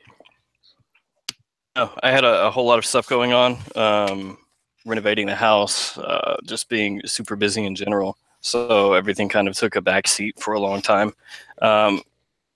I've been filming videos again, you know, like 1 a day almost. I've got some put back, so shouldn't be any big gaps between putting stuff out. And, you know, just trying to come up with some new ideas and do the review thing that I've done since the beginning and all that stuff. So back to basics. Yeah. So now that all this stuff is wrapped up, I have more time to invest in everything else. Nice. This took way too much, man. It sucks moving stuff and tearing down walls and gutting the kitchen and all that stuff. It was just like there's 3 of us who are pretty much on the move, or like, you know, of course Tim was. I'm always on the move myself, but you were on the move, like a giant move, and you had to move, you know, your family and your pretty much renovate too. Like that must be obviously rubbish. Have any bottles been broken in the process by any chance? No, all bottles made it because I individually bubble wrapped every single one of them. Which bubble wrap was that? It was football field. Yeah, it was. Oh, dude, it was like it ended up being something like 800 yards or something of bubble wrap. Oh, 800 yards. It was those rolls. That's longer than the par 5. Yeah, easily. Yeah, it's ridiculous. Wow. It took forever because a lot of them are unboxed. So the ones that were in the box, you know, I got to wrap those a little bit, stick them in the box and everything, but everything else I had to turn into a football basically. Fair play. And you just tossed them across into a truck. You just about could have, yeah. Yeah, man, that sucked. And then like the 6 cabinets that I have, they're like full size. I used to have some smaller ones, but now I've got these really big ones. And those things weigh a ton, and moving all those around, that was no fun either. Oh, I just noticed we have the original gang here. There's 4 of us. This is the original crew. Wow. Oh my god. Yeah. Guys, it feels like our first stream was yesterday. Yeah. It does, to be honest. Crazy. So if you guys you know, Ashton's readjusting. Yeah. Do you have any questions for Ashton? Feel free to ask in the comments. Bombard him with questions. You guys are missing him. Comment section is blowing up right now. Yeah, the stream monsters are blowing up. Actually, Ashton, I have a question for you. We were talking about Galavant fragrances and how he does everything by city. Which 2 cities would you like to see Nick Stewart from Galavant actually cover in the near future? Yeah. Kiev. Kiev, yeah. Kiev's Ukraine. Because of the turmoil. No, I don't know, man. I visited Kiev years ago, and it's awesome. It's a place you wouldn't think of when it comes to like I'd love to go travel, but the city itself is beautiful. It's got a river that runs right through the city. It's got all kinds of I don't know that you would call them cathedrals. I forget what they're called, like Russian Orthodox churches. Super cool. And let's see. Try to think of something that's random. I was gonna say, are you gonna like say Tokyo? Probably, man. Tokyo, yeah. Oh, that'd be lovely. Yeah. A rose, cherry blossom tree, yeah. Cherry blossom. Yeah. Tranquil. Yeah. Scent, you know. I used to watch anime all the time when I was a kid. And okay. of course, role-playing games, Dance Dance Revolution, etc., Japanese cinema. So, quick question. Speaking of that, because I was giving Tim hell for this, and he was giving me hell in return. There's this new fragrance that's currently exclusive to Paris right now called Sakura. One of the 2 released by He's got York. it. So, based on what it actually smells like, and I know you've yet to smell it, but what are your thoughts on this potential weeaboo trash? That's just, it's so good. I'm jealous that you have it. Like jealousy, envy. I just don't want to like it because then it means I would buy it, and if I buy it, that means people are going to ask me what it smells like, and then I have to say Sakura, and people are going to be like, "Oh, do you watch anime?" And then we have to have that conversation. You know what I'm saying? Well, that's like the same thing with the Tom Ford set. You know, what are you wearing? No, it's fucking fabulous. You know, it's the same thing. Yeah, it's just like I don't want. I mean, actually, no. If someone's gonna call me senpai after they see me wearing Sakura. Notice me, senpai. Notice me, senpai. Yo, Tim, are you senpai? Like, has anyone called you that yet, or what's up? I call myself that. Dublin would be lovely, yeah. Dope. Sure. Have like an Irish cream liqueur vibe to it. That'd be nice. Oh wow! Bailey's vibe. Maybe, Irish cream. Yeah, like maybe like soft woods as far as like or deciduous woods in the bar. That'd be cool. With just a dash of green Irish tweed thrown in for good measure. Yeah, lucky. Yeah. Give it a go for sure. How about I'm trying to think of other cities because like this is kind of fun for me. Would you guys be into Detroit? Like a rugged city, yeah. Because I know a couple people mentioned Shanghai, and I would imagine that smells a lot like pollution because of because of like Foxconn and stuff like that. Yeah. What about Detroit? What about Cleveland? The places 6. like that? Yeah. Don't ever say that again, Brad. Dude, it's the real 6. Are you kidding me? Wow. 6. We're having this conversation right now. I would see Tim visiting Cleveland like that. He visited the 6. You know what I'm saying? That's a real 6. Man, get out of here. Oh, who's up? Hey, take a look at not the World Series. We will make it to the World Series. Cleveland Indians about to beat down on them Yankees again. How are the Blue Jays doing? Yeah. The Cubs. Wow. You want to know something? They'll choke again to the Cubs, though. Yeah. It's true. Like, let's be real. Man, the Cubs look super scary. Like, why are they still good? Oh, wait, they didn't change anything on their team. That's why. So shout out to the Cubs, really. Yeah. Real talk. Oh, yo, I see Michelle Nahas. I'm in Detroit. Yeah. All right. Cool. Shout outs to the Motor City or Murder City. Oh my God. How you want to look at it? Yeah. Put your hands up for Detroit. Yo, Fed Lagrange, really? We're going there right now? Yep. Yo, so like that just indicates to any OG like like electronic music fans that Ashton and I are way too old for this shit. Yeah. But we love it. We're not old. Yeah. Yeah. No. We're still showing love. I mean, no, dude. At Imagine Music Festival, there were people there that were legitimately like 60 plus. How? How is that? How are they surviving that? Dude, no, those people. I don't know, man. If you go to any festival, there are old people everywhere. Like when I go there, I'm not remotely old. You're like, probably trying to feel younger, you know? Yeah. No, and you know what? Those guys are like literally give me life when I go to places like that. It's just like. Sometimes you'll be like super tired and stuff, and they're like out here like shapes or dancing in some sort of way. I'm like, wow, okay, let's get up, you know? Yeah. And like if they can do it, then you can do it. Exactly. Respect. For sure. Anyway, what section are we going on to now? Are we yeah, so James should be on very shortly. So maybe this is actually a good section. We can be about halfway through because he would like the section a lot, and it's good that he's going to be coming in for this one. So this is going to be our staple hot or not section. This is something we've been doing since day one here. Now we got the OG crew back. It's going to be just like the old days. We have hot or not. By the way, what was our first hot or not pop quiz? Creed. It was Creed. That's right. Yeah. You got that memory. I could remember that. All right, so we're actually going to be doing another house again. This is a house that gets a lot of love on YouTube, no doubt. A lot of people always talk about this designer fragrance house, and this house of Thierry Mugler. So do you guys say Thierry or Thierry? It's Thierry Mugler. Thierry Mugler. That's how I say it. Mugler. So. Yeah, Mugler. Mugler. I don't know. Like, it's like 10 different pronunciations for it. There's only one, but okay. Yeah. I guess. Like, you know, when people say Montclair, Mugler. Yeah.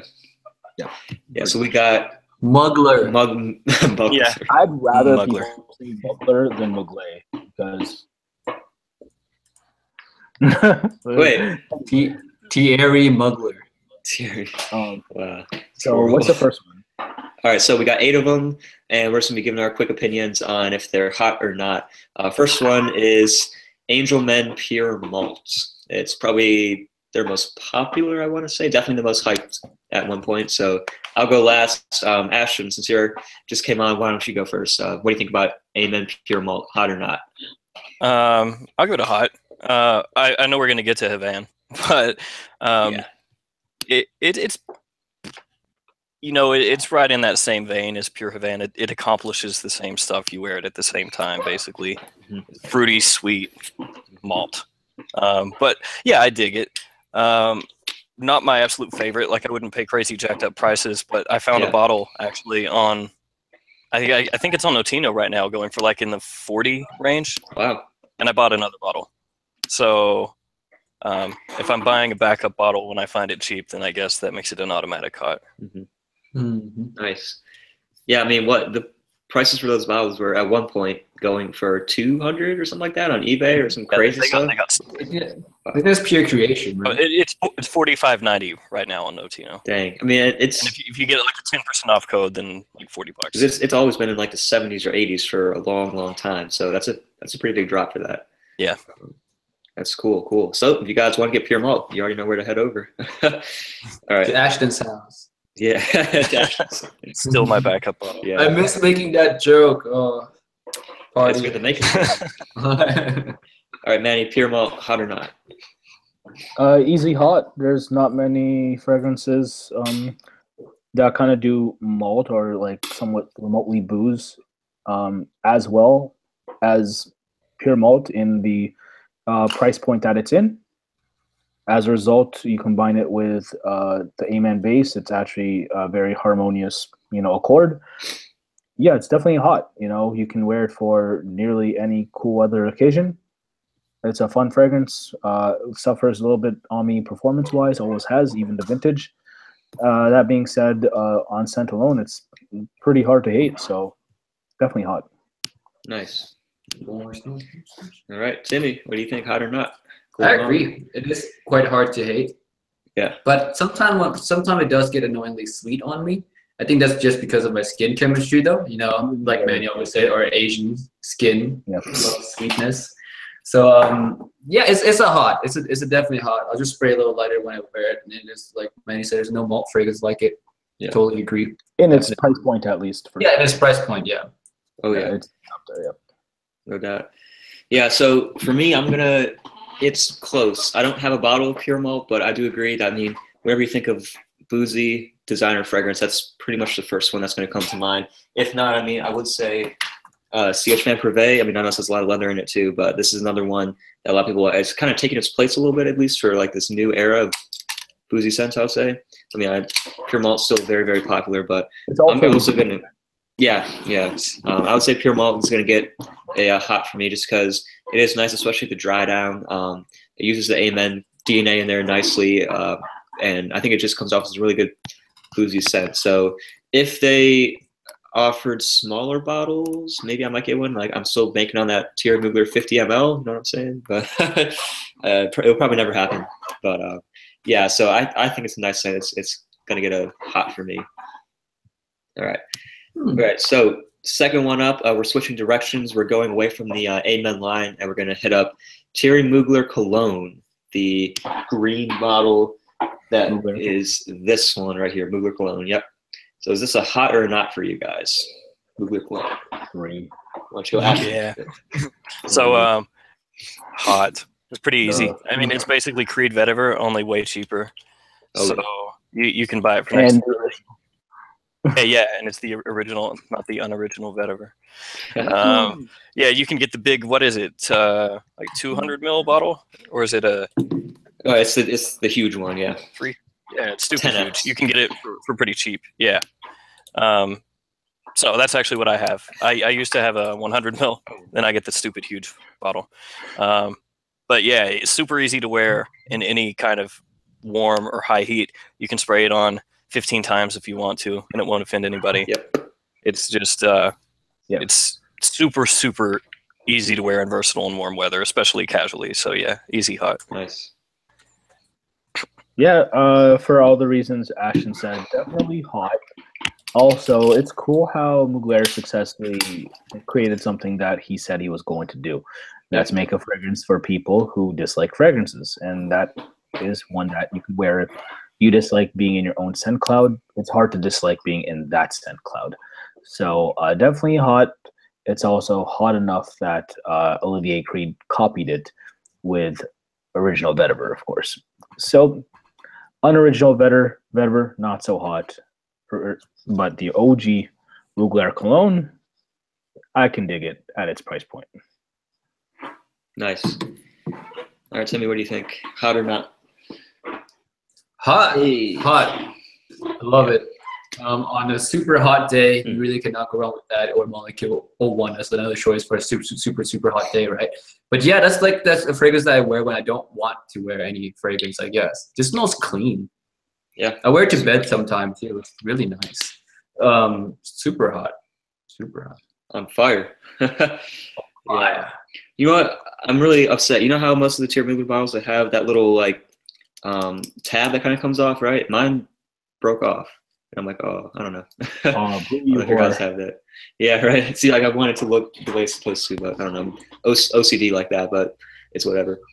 So for me, it also is going to get a hot. I like wearing this a lot in the spring, also in the summer, and it just, again, I'm going to echo what you guys said. It smells like fresh out of the shower, green bar soap, super nice. You can go as many sprays as you want.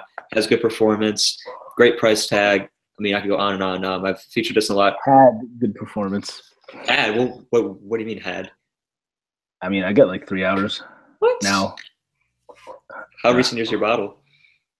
Like last year. Yeah, I got mine like 2 years ago maybe, but I swear this is like a 6 or 7 hour me at least. I can smell it long, yeah. So every time I wear it, I spray like 10 sprays on, so it'll last forever. Yeah, like it's an eau de cologne. You spray is good. You should be spraying at least 5 or 6 for sure.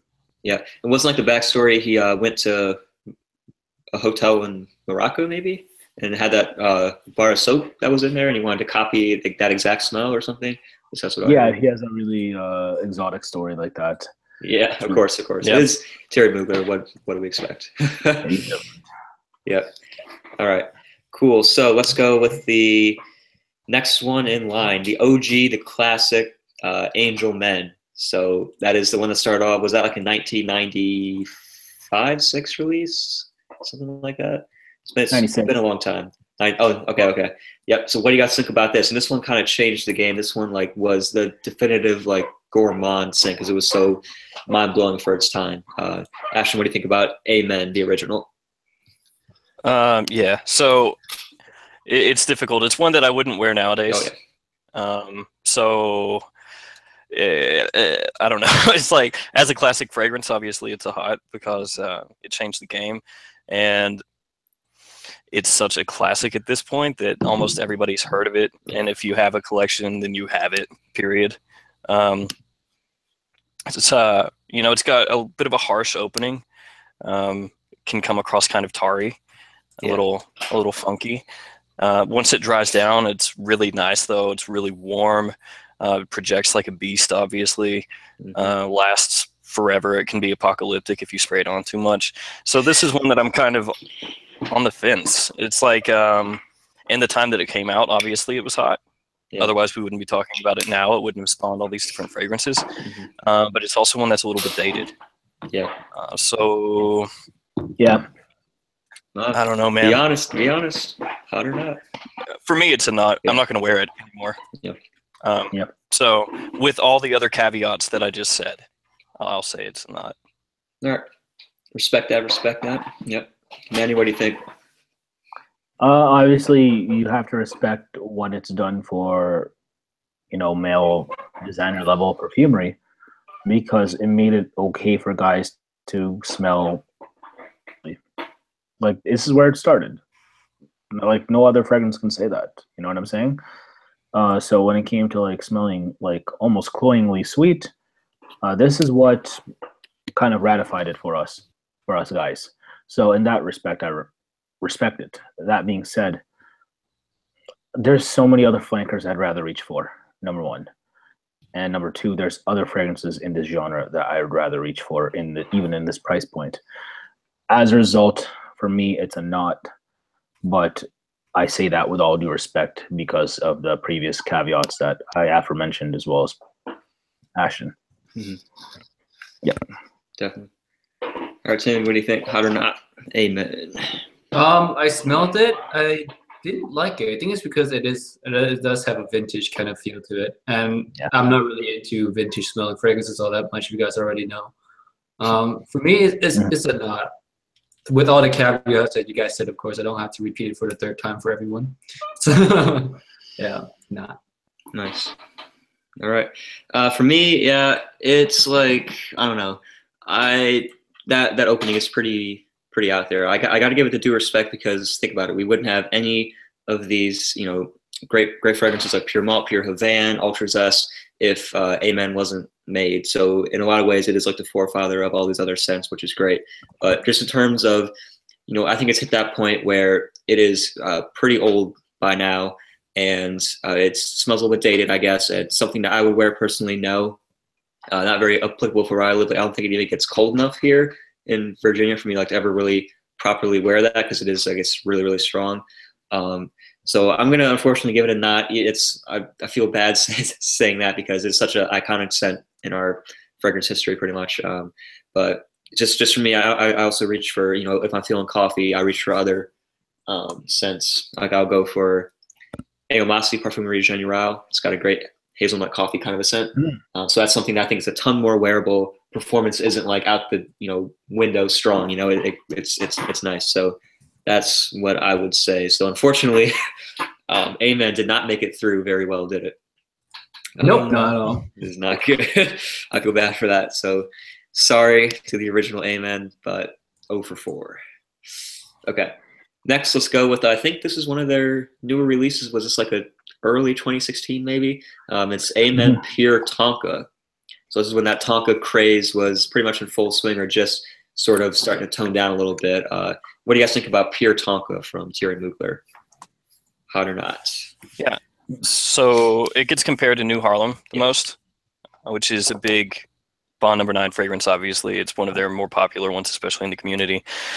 As far as their warm weather flankers go, in the Amen line, I prefer malt, and I prefer Havana over Tonka. So it's not among the favorites of myself in that line. But it's a solid release. I did a review on it. This one, if I had to say, it would be more like a warm. Because it's really gourmandy. It's really nice. It's got that coffee going on with the Tonka. And yeah, it's like a warm. Can I give it a warm? I guess that leans toward hot. Yeah, mildly lukewarm. Yeah. It's nice, but among their warm weather flankers, it's not one of my favorites. So I think it gets overshadowed by Havana and malt. Yeah. Okay. Let's see that. All right, Manny, what do you think? Unfortunately for it, there's so many things that it smells like, you know, not verbatim, but it smells like the Amen base, but with the coffee style of, you know, Legend Michael Jordan, Play Intense, New Harlem, Rojas Man, crap like that. And there's at least a couple fragrances that I mentioned just then that I'd rather wear than this. And then as far as the Amen base, I think it's a little bit done a little bit more creatively in the Havanas and the malts and stuff like that. As a result, I'm going to say it's a not. It doesn't smell bad. It smells really good. I'm not going to front. It's just there's so many things that I like way more. So I could say it's a hot, but that means malt would have been a really hot. So since that's not the case, I'm just going to say not. But all due respect to Pure Tonka, I understand why it came out during the time it came out and made sense. It's just in the grand scheme of the Amen line, it's just good. It's not great. Hey, we got Brooklyn Fragrance Lover. Had a little technical difficulty. Sorry, guys. Hey, Carlos, how's it going? Hi, everyone. Welcome to Team Top 5. Glad to have you I don't here. know what I'm doing here, but what do I do? Well, we can introduce you. I'm pretty sure. Yeah. Okay. He's here. Yeah, we are Ashton back at the house. Yep. What's up? All right, so guys, if you don't know, this is Carlos from the channel Brooklyn Fragrance Lover. He's been doing some fantastic work here on YouTube. I'm pretty sure we all know him in the stream. So shout out to Carlos. Thank you so much for joining us on our stream tonight. We're my pleasure. Looking forward to having you. So why don't we? Absolutely my pleasure. I love all of you. Yeah. Oh, you should be coming very soon too. We're hoping. Yeah, of course, you know, on the birthday, so we understand. But we're doing his favorite house of Thierry Mugler right now. We're doing our hot or nots for the house of Thierry Mugler. So we're going through each one and we're saying, does it pass? Is it hot? Do we like it, or is it not? So we can have you jump right in. Yep. And also, what's your scent of the day, really quick? My scent today was Amouage Beach Hut Man. Nice. Oh, we were just talking about that one earlier too. That new. Can't believe that name. Yeah. Silly name, but really a great fragrance. I really like it a lot. Nice. I definitely want to get my nose on that. I have not tried that one yet. Cool. So we were on Angel Men Pure Tonka. So we were just giving our opinions on if it's hot or not. So I think Ashton said it was warm-ish. Manny was not. We can have you go, Carlos, if you want to jump right in.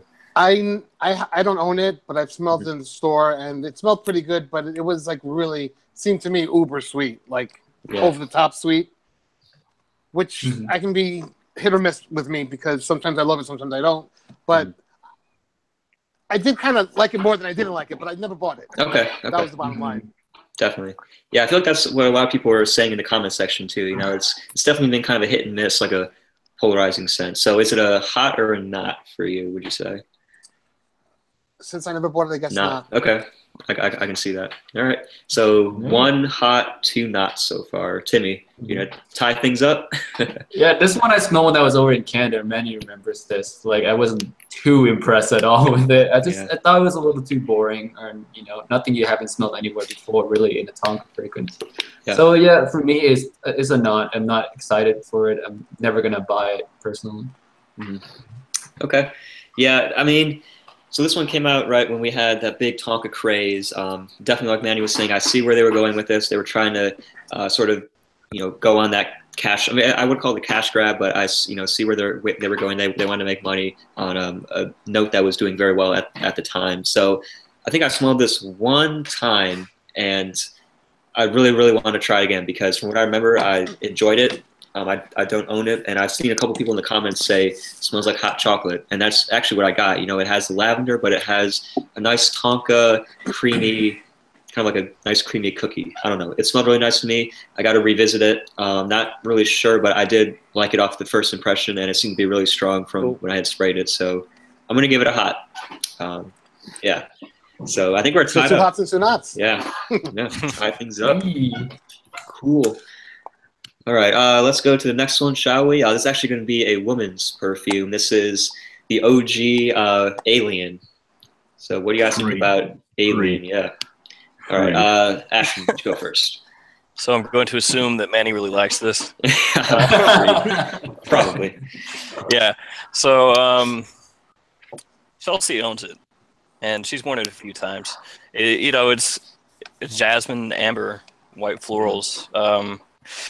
It's one that she doesn't really care for, so she doesn't wear it that often. Like, she prefers stuff like Escada, like really fruity girl type fragrances. The times that I've actually smelled it off of her, I've liked it, but that's not been all that often, and I don't wear it myself. So I guess I'll give it a leaning hot.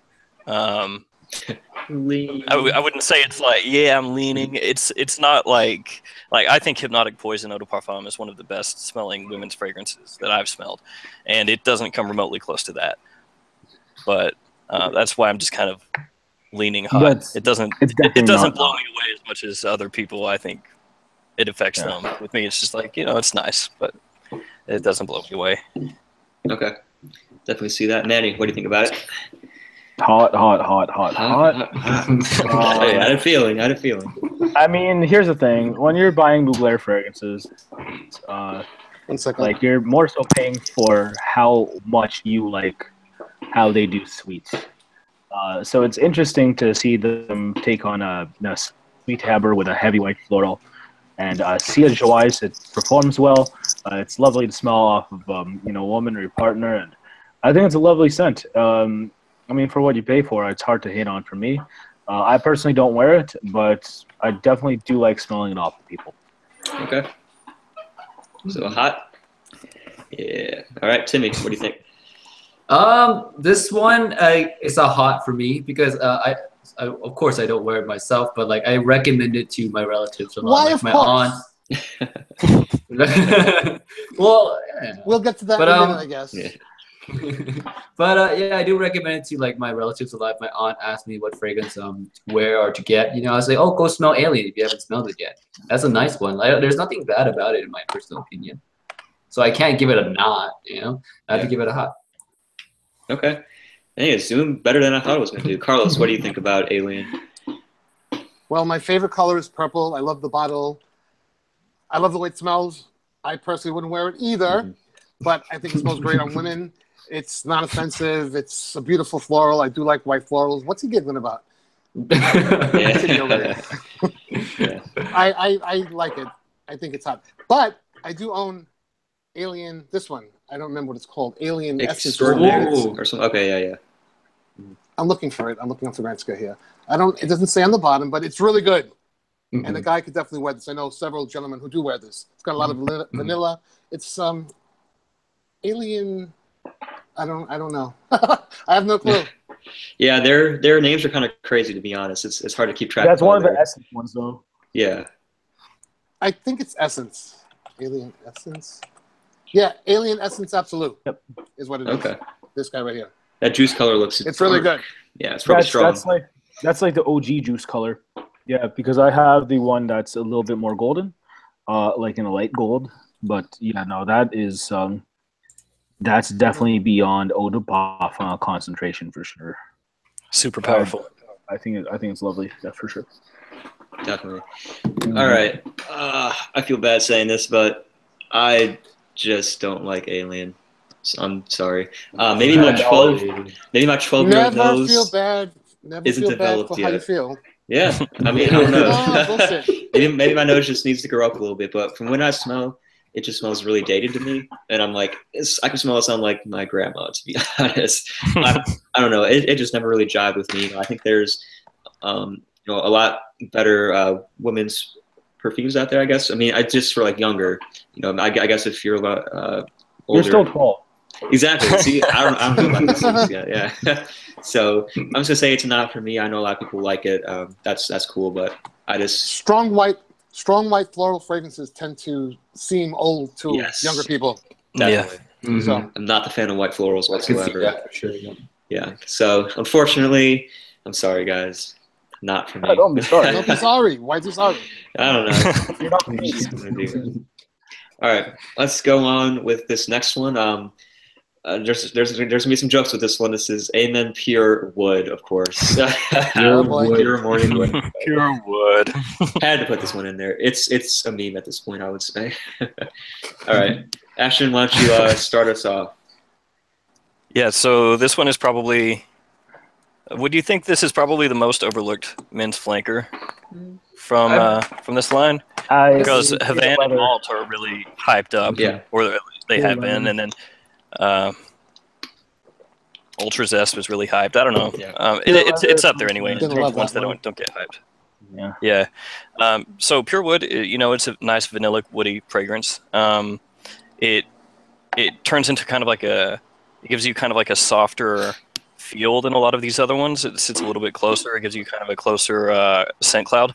But I think it's really nice, and it's more different than a lot of the other flankers in this line because it concentrates on wood instead of going, you know, with like a really heavy.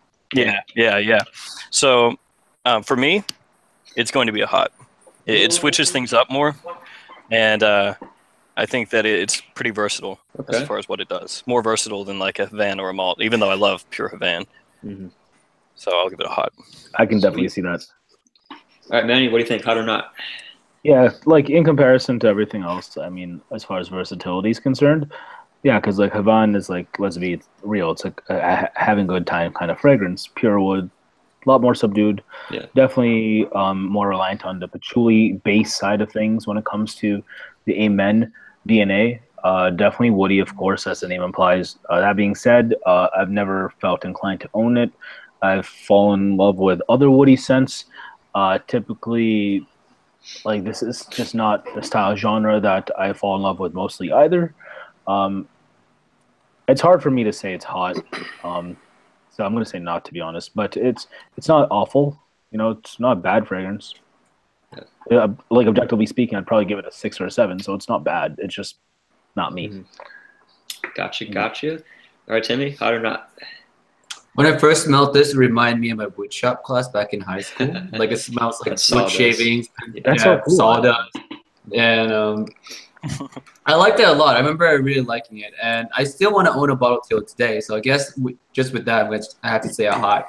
I don't think there's any fragrance I've smelled that I remember that's like so close to it, or you know, too similar to it. So I think it's quite unique from what I remember. Definite hot. Sweet. All right, Carlos, hot or not? What do you think? Don't own it either. I have a large decant, which I never was inclined to wear. Never wore it. I kind of just used it on the Amen shootouts that I did with Stephanie, but I never wore it myself.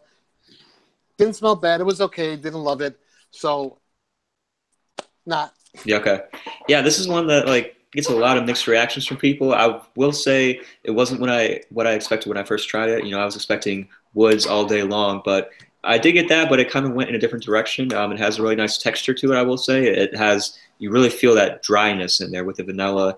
The patchouli comes in pretty nicely. And overall, I think it is a pretty good scent.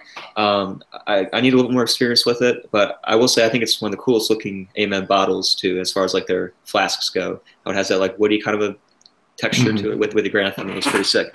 But for me, it's going to be a hot. Again, I'm not like super in love with it, but I would lean towards the hot rather than towards the not in my squeaky chair. Yeah. So I'm you need to get yourself a DX Racer. So I've been hearing on the past couple streams, right? People in the comments have been saying click, click, click. Is that my chair? I'm really like subconscious about it now. Like, so ready? Test. Yeah, I think. You guys hear it? I don't know. Where is it when I'm typing? That I don't know. Like, no. I'm sorry if I'm making all kinds of noise. I'm trying to be. My mouse and my keys are pretty clicky too, so it might be. Yeah, I just had to get that out of the way. So, all right, that was pure wood. Yes, of course. How could I forget? Wood. All right. I have 2 left that I have listed, but I'm going to throw in one more at the end too because it was already mentioned and I didn't have it on here, but I wanted to throw it in because it's a pretty popular one. So I'll throw that in at the last one. But next, let's go with Amen. So we're going to call this one Taste of Fragrance, I guess. B-Man, I guess, or those are 2 different. Oh, they're 2 different ones? Yeah. Those are different ones. They're 2 different ones, fam. Okay. You're so wrong. Yo, this is bad. It's okay. Which one should we do? How about we do both? Why not? Let's go with. I have B-Man written down, but we could do Taste of Fragrance then. I haven't smelled B-Man like in years, and I can't recall. I haven't smelled B-Man either. Okay, we'll skip B-Man then. We can just go Taste of Fragrance. Yeah, Taste of Fragrance is fine.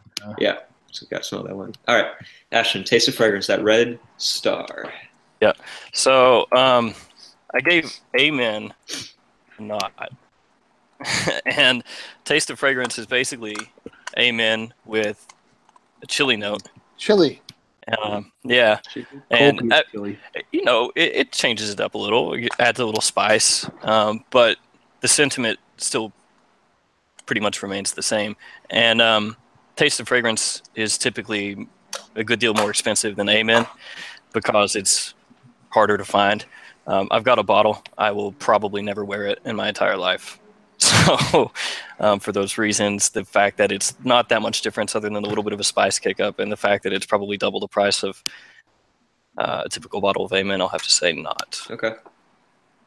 Gotcha. All right, Manny, hot or not? Definitely not. I mean, it doesn't smell bad. It's just if you want your Amen with a kick, this is cool. But it literally smells like Amen layered with a little bit of chili oil. Yep. There's nothing wrong with that. It's just, you know, I don't like chili enough to warrant wanting it on the to wear it. Yeah, exactly. I know that there's a few people who are ardent lovers of this fragrance, like Dave Johnson of Fragrance Bros, and a couple other people. Is he? Think of right now. Yeah. Jeremy, but I just Jeremy, as well. But I can't do it. I can't do it. Yeah. So definitely not. Yeah, but respect to Taste of Fragrance. Respect. All right, Timmy, what do you think? Hot or not? Never smelled it, guys. Oh. Never smelled it. I came into the community, I think, too late for that. So yeah, never it's one of the had a chance to ones smell it. that it's one of the ones that they didn't, because you know how they technically brought back all those limited editions to actual Mugler desks. Like you still won't see Taste of Fragrance there. So that's why it's worth a lot more when it comes to discounters or on eBay and stuff like that. So that's why you haven't smelled it. Yeah. So, but judging by like what Ashton said, original Amen, which I didn't like, plus chili, right? It doesn't sound too pleasant to me. So, judging by that alone, like I said, I haven't smelled it. I'm gonna give it a nod. Ooh, blind nod. Wow. Blind Scent is being destroyed. All right, Carlos, save the day, please. I can't. I only tried it briefly. I never owned it. Again, never owned it. And I liked it when I smelled it, but not enough to buy it. Amen is strong as it is on its own. I don't think it needs chili oil or whatever to make it any more stronger than it is already. So I don't know. Give it a not so. Bradley, are you the only one that likes it? Yo, you guys don't know what you're missing with this one. I don't own it, obviously, and I've only smelled it a couple times, so I can't put a whole lot of stock into it. Every time, I think I have it at my Macy's, I want to say. Every time I head in there, I smell a couple things, and I'll always go back to that one and smell it because it's just like so really good to me. I love like gingerbread, and that's really what it reminds me of, at least off the top. It's like the chili note is so nice, and the vanilla, it's really, really warming. I know it gets a lot of comparisons to Intoxicated by Killian, which I have a couple samples of, and that's like a really nice coffee-rich type of a scent. But it's really, really good, and it seemed to be kicking pretty strong off from the couple times that I've like sprayed on my hand or whatever. And it seemed to last a good time. So if I were to own one Thierry Mugler bottle, it may just be Taste of Fragrance, to be honest. Wow. Yeah, I know. Wow. Unexpected, right? That's a first, yeah. Got them for about $60 on eBay. All right. See, like you guys think I'm only about these fresh scents. No, I'm trying to get into these darker gourmands. You showed me. Yeah, I'm not gonna be on Timmy's level or Carlos level. You know, you guys got the crazy dark scents, but I'm trying to work my way up there a little bit. You know, so it's still gonna get hot for me. You're still too fresh. Too fresh. Yeah, it's my nickname. Okay. All right. So let's go with this one, which was gonna be the last one, but I'm gonna put one more after that. So this one is Amen Crypto Mint, the early 2017 release that got a ton of hype. I mean, we were so much hype for this one. So. I wouldn't say it was hype, but just a lot of coverage. It was anticipated. Anticipated, yeah. That's a good word for it. Yep. A lot of people were really looking forward to it to see what they're going to do with a fresher, especially a mint scent, you know, which mint doesn't last very long traditionally in scents. So we were excited to see what Thierry Mugler would do with that. So, Ashton, what do you think about Crypto Mint, hot or not? Yeah, so I did a review on it, mostly positive. It's you know, it's got that Andes chocolate mint feel off the top. Yeah. The patchouli mixing with the mint gives it like a chocolate mint smell. I mean, that's pretty much exactly what it smells like, and then it dries down with the patchouli and tonka. You know, it's not anything that's crazy new. Gets compared a lot to Ultra Zest, but Ultra Zest did it first, and Ultra Zest did it a little bit better. So. I mean, obviously, it's a different type of fragrance. It's orange instead of a chocolate mint, but you know what I mean. So it's just they're almost done the same way. Do what? They're almost done the same way. The way the yeah, the way the synthetic orange is compared to this, sure. Nice. So it's difficult, man. It's one where I lean more warm. It's not something that blew me away, but it's not a bad fragrance. So I'm kind of wishy-washy on it. If I were going to, like, if you had to pay prices that it will eventually reach, like $50-$60, I wouldn't do that. If you can pick it up for like $40, then that's probably about where I draw the line. So I guess I'll lean warm, but it's like a, you know, a trepidatious warm. I'm kind of not really into it that much. Such a cop-out. It is a cop-out. It's okay. This is why we love you. You come back and it's a cop-out. I'm playing. Oh, man. Okay, so that's a hot then. Okay. Yeah, I mean, you can call it that. It's a warm. Yeah, it's not. What was the other one that I gave a warm?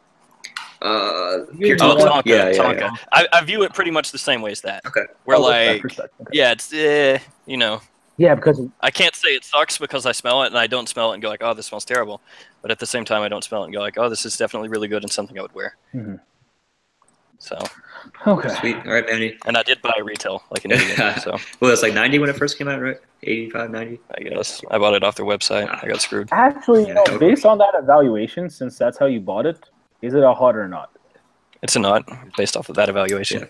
That's it. Okay, so it's a not. Okay. It's only soda, by the way. It was a really roundabout way of getting to there. Oh, I was thinking like, Carlos drinking. Nice. It's going to be a fun night. Yeah. I don't drink. Yeah. It's going to be fun. Yeah. Sorry to disappoint. It's only soda. Okay. Yeah, real talk. Definitely not. I think it's a lovely scent. It's just, you know, when you have Ultra Zest already, you probably want a mint scent that does it in a way that's not remotely close to that because it's not done on that level.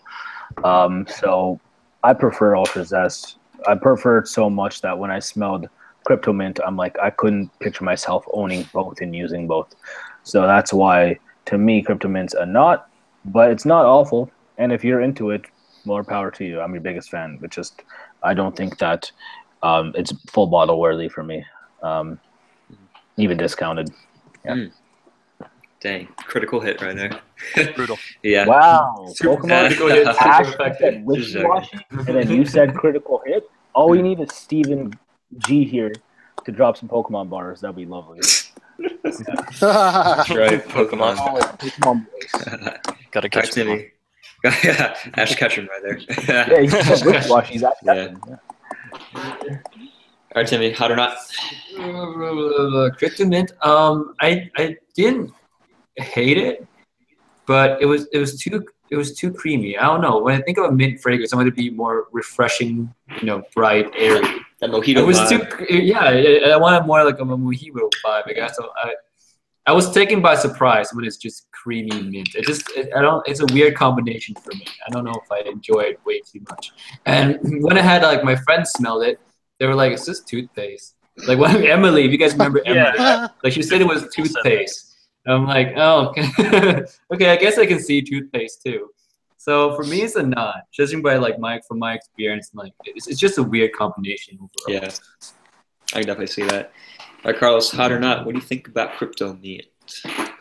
So I didn't buy a full bottle. I got a partial bottle, like 20 mils in it. Huh. I didn't love the orange one, Zest. Yeah, I liked it. I didn't love it. Yeah. I never got that one either. It was okay. This one, the mint was fleeting for me. Then it smelled like Zest, which I didn't overly love. And then it was just like patchouli and I'm happy that I only got a partial and didn't buy a full. So for me, it was a pass, so it's a not. Respect. Wow. Okay. Yeah, this one is not faring too well. I'm going to echo those sentiments right there. So, yeah, it was just kind of a mess to me, to be honest. It did not work whatsoever. When I like my mints, I like them super fresh, super sharp, and authentic. And this was definitely not. Yeah, exactly. Like when I'm looking at a mint, I'm looking for something like Cedrat Enivrant, that oh no, yeah, this has mint and lime, but something that is minty and green and has that type of a vibe to it. Unfortunately, it went. Then you need to try Etat Libre d'Orange. You or someone like you, very minty.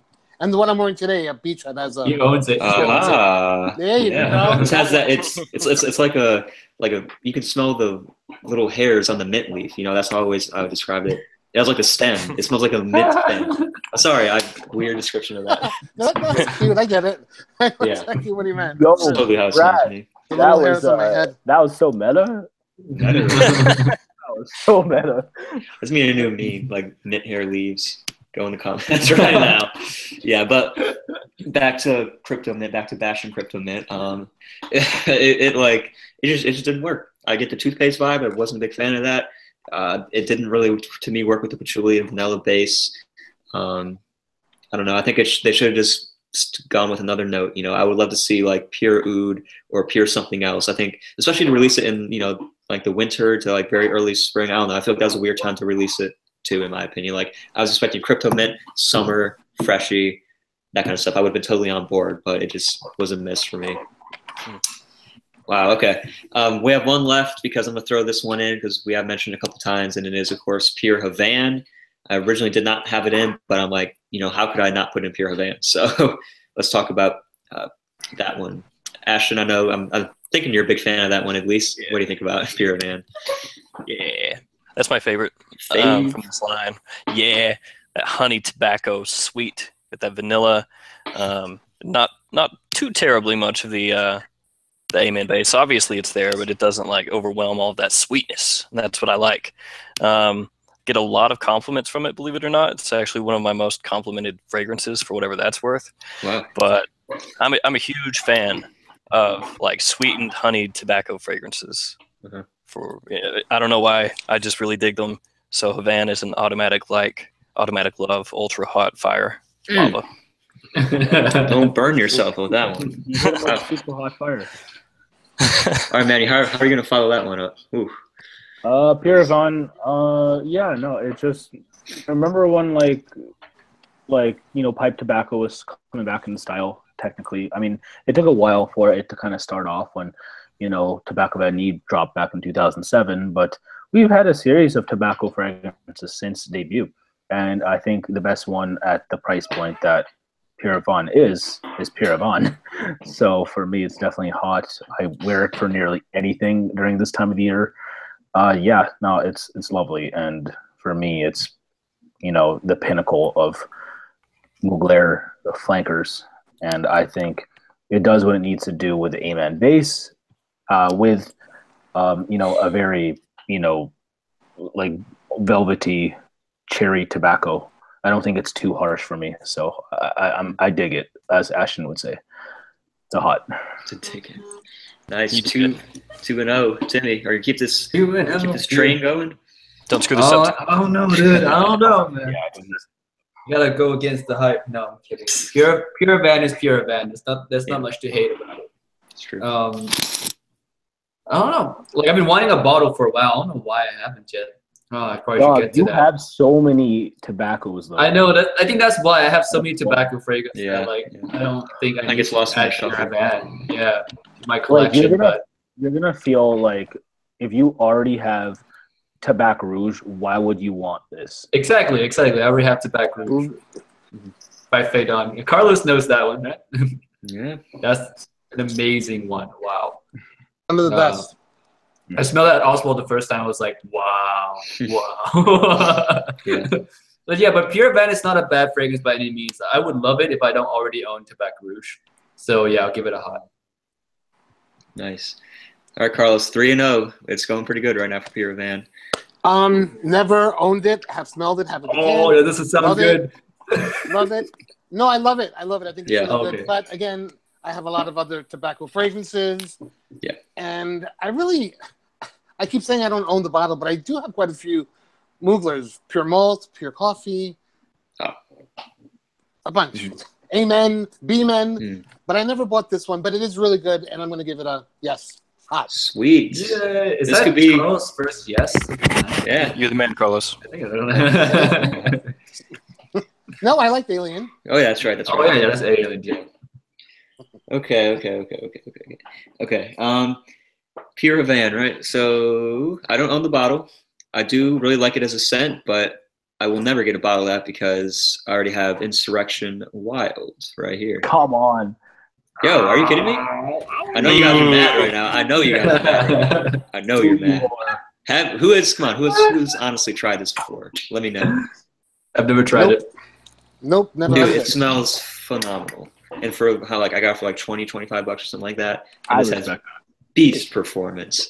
This has gone 12 plus hours easily on me before. So, and this has very, very much similarities to a Pure Van, but a lot of times people don't like Pure Van because they say it's a little bit too feminine, I guess, with the cherry note. And feminine? No, it's not. Because I don't think it's feminine. Exactly, yeah. So I'm not really sure what all that. I'm just saying that's what most people were always saying, like, oh, it's too feminine. I'm not going to wear it anymore. Say that? They're crazy. Yeah. Talking, right? But I actually really like it.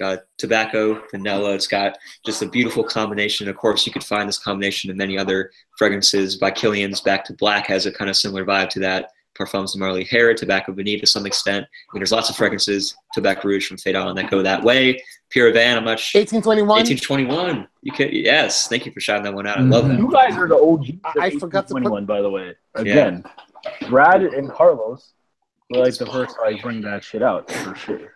Look at that. Oh. Didn't I do that with you? I reviewed it with you, right, Manny? You did. Yeah. Yeah. I can't wait till the winter to wear this again. Oh. If only I could get that in my country, Carlos, because I think it's so lovely. Yeah. It's Manny, somebody recently on the board said that Bal de Freak is very feminine. He wouldn't wear it because it's very feminine. Which I totally agree with. It's like 60-40 feminine to masculine. Yeah. I don't think it's better. What do I know? I mean, top wise, it's very, very girly. Let's be real. About Bal de Freak? Once it dries down, it's totally unisex. But up until it gets there, I think it's pretty feminine. But I love it. You know me. I'm gonna try it again. I mean, I bought it because of you. I bought Least Mediterranean and the one we just said. No, what do you think of Lee's then? It was too flowery. I wanted a summer. No, I liked it. I liked it. I didn't hate it. I wasn't in a too floral heavy mood this summer. Often I was digging freshies a lot this summer. There you go. So, yeah, sweet. Respect. Salute. Yeah, and I will say with the 1821, that was probably the best bang for $1 that I ever paid. I paid $45 for that, I think, for the full bottle, and I was like, I think when it first came out, and that's still probably the best purchase I think I've ever made. To be honest. But none of my female guests ever liked it. I know. I watched that video with that. I'm like, what are you kidding me? That smells so good. Like in the cold air on a winter day. Oh. I agree. Yeah. I agree. I don't know. Yeah, it's nice. All right. So what were we talking about? Pure Van. Okay. Yeah, I'm gonna give it a hot. Obviously, yeah. It's really nice. It can be found in many other things, but if you like Thierry Mugler, and if you like, the way that they kind of do their scents, and if you like tobacco, then go ahead with Pure Van. You're gonna really like it. So it's gonna get a hot for me. 5-0, team top 5 certified Pure Van right there. Certified hot. Yes. Certified hot. Shout out to James. Not sure if he could still make it in this stream, but that was definitely his section. I know it's his birthday today, and he loves Mugler like nobody else, pretty much. So shout outs to the X-Man. X-Man, yep. Hopefully he'll still make it in here, but that's pretty much going to wrap up our hot or not section, and we're just going to segue right on into our question and answer section that we traditionally hold at the very end. Forgetting something, if you don't mind. I am? Are we going to do the segment? Which one? Oh, yes. Carlos, let's do it now. We have a special segment for you because you are our guest. Yeah. This is an unexpected thing, but we are going to have a special segment, right? So we are going to see how well you know Team Top 5. I know it's this is like our initiation to sort of have you on our stream here. So we're going to go around, right? We're going to say our name, and then you have to see or try and guess our nickname, and then our favorite fragrance. So to see how well you kind of know us, to try and guess what our favorite fragrance is. Yeah, I don't know. It's gonna be tough.